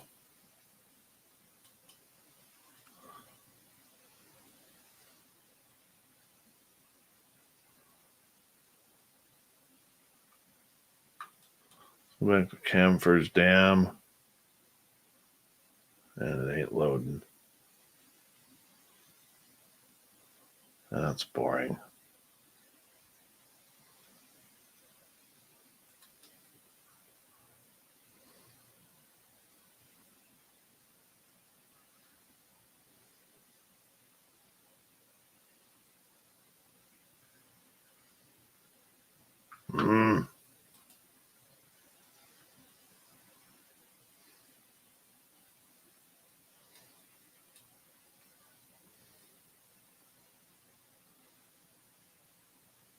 Got to be something going on here.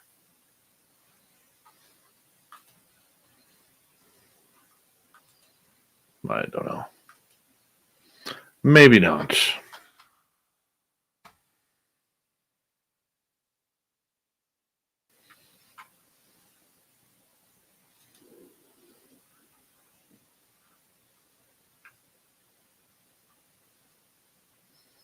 Couple more minutes to find something good. Good. Move the camera. What the hell is that in the water? Hippopotamuses! that a hippo? Zoom in. Yeah, those are hippos. Nice. Nice.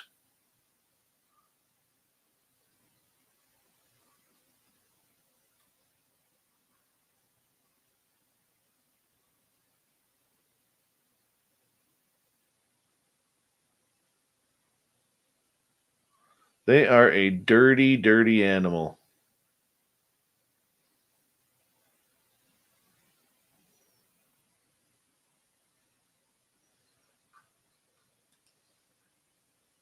Finally, we got something. Look at a bastard farting over there.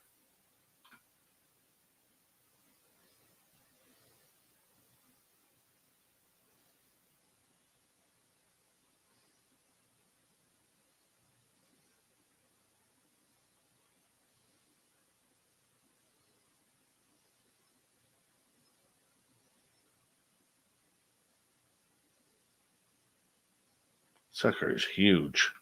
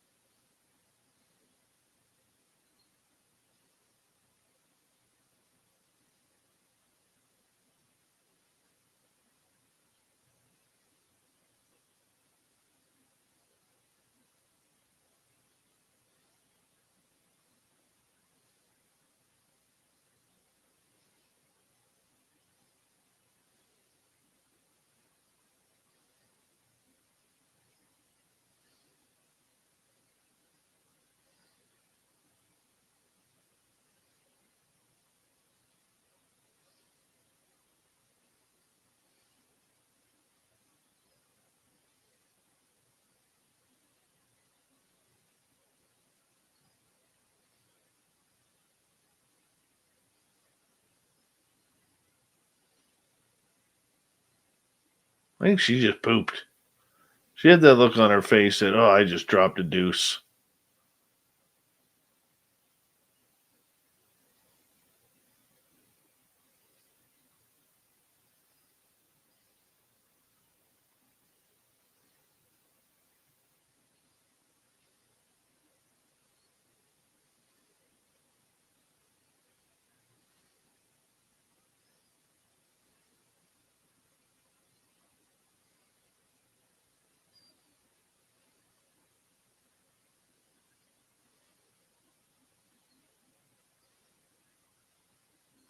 Filthy animals, them hippos.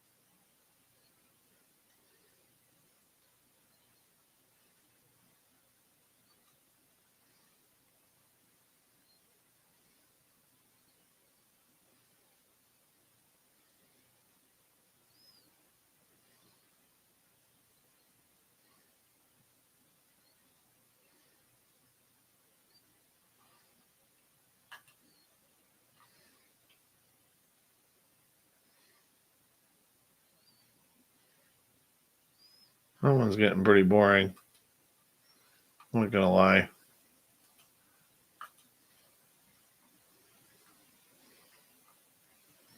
Oh, let's go live. Let's go back to Tau. Nothing. Go back to Oliphant's River. Nothing really.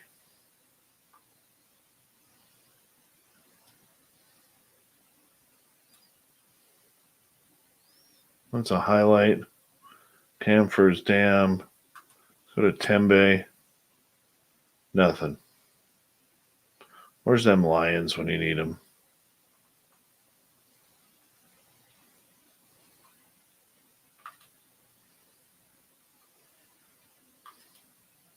Rosie's Pan. Nothing. Slow night tonight. Slow night.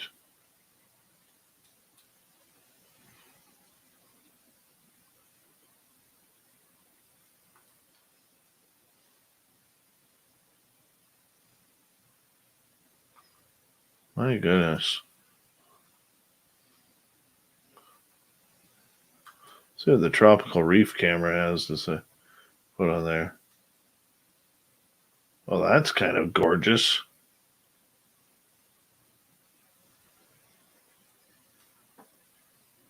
It's about it's a highlight.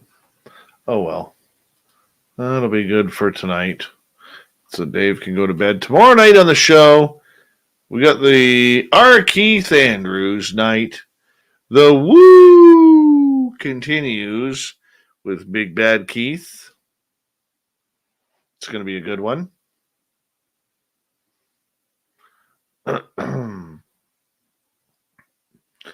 We appreciate your time. Big thank you tonight to Melinda, Surf Jer, Marty, Bob, R&R, Gary, and Ben for the amazing super chats. Very much appreciate your love and support of Spaced Out Radio. Don't forget, you can do some shopping at our website, spacedoutradio.com. We added a couple of brand new shirts out there for you. I'll just show you them because I can. And let's see, what did we add here? We added, where are they? Where'd they go? We added, if you haven't seen this one yet, the Plethora Drink shirt. Plethora Drink. I'm going to rename all of these so that way they actually have proper names. We also added this one here. I think you'll like this one.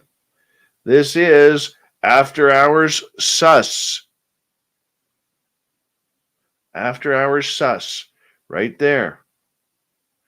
After Hours finally got a t-shirt. And we added, you haven't seen it yet, the Peak Woo shirt.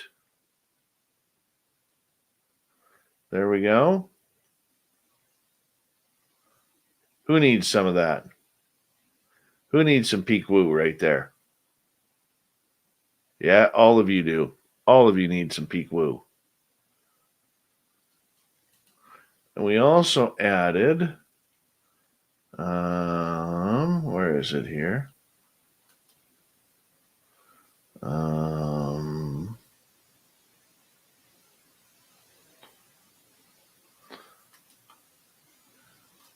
Tank top for the ladies we added, which is Off the Trails with Jessica Jones, with a ghost holding hands with Sasquatch, holding hands with an alien.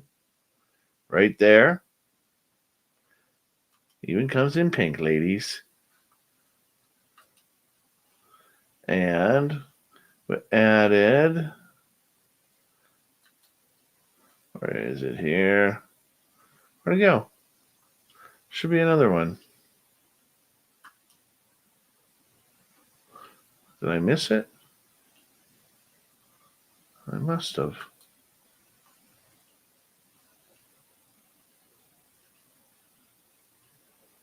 I must have missed it. Oh, right here.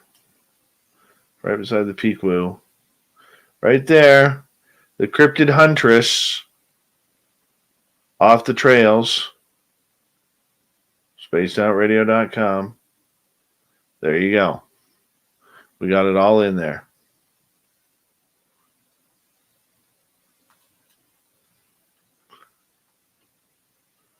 One of my favorites, if you haven't seen this one already, This is the Roswell balloon rides, established 1947. That one's fun. Another fun one right here is the SOR UFO circles. How fun does that look? The Science Bob shirt. Right there.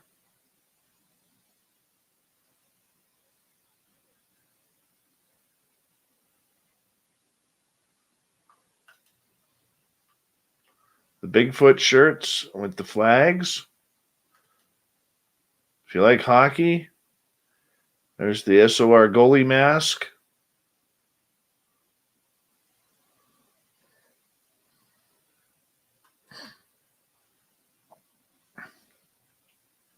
If you like gnomes, you can be one with the gnomes right there.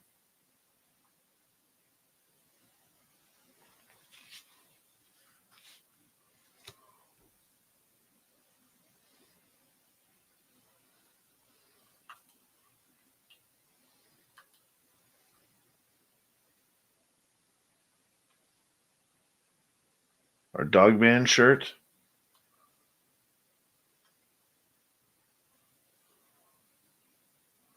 With the tattoos. I just ordered one of those for myself. Undies. For the ladies, a nice tank top here.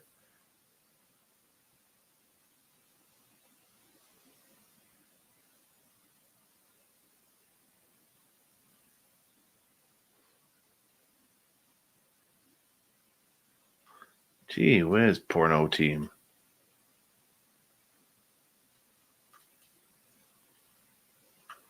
Lots of stuff there for you. One of my favorites, I got one of these. Team Lazar.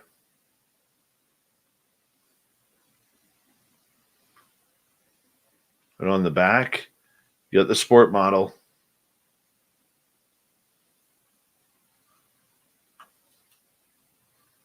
Lots of cool stuff here for you, peeps. Lots of cool stuff for you.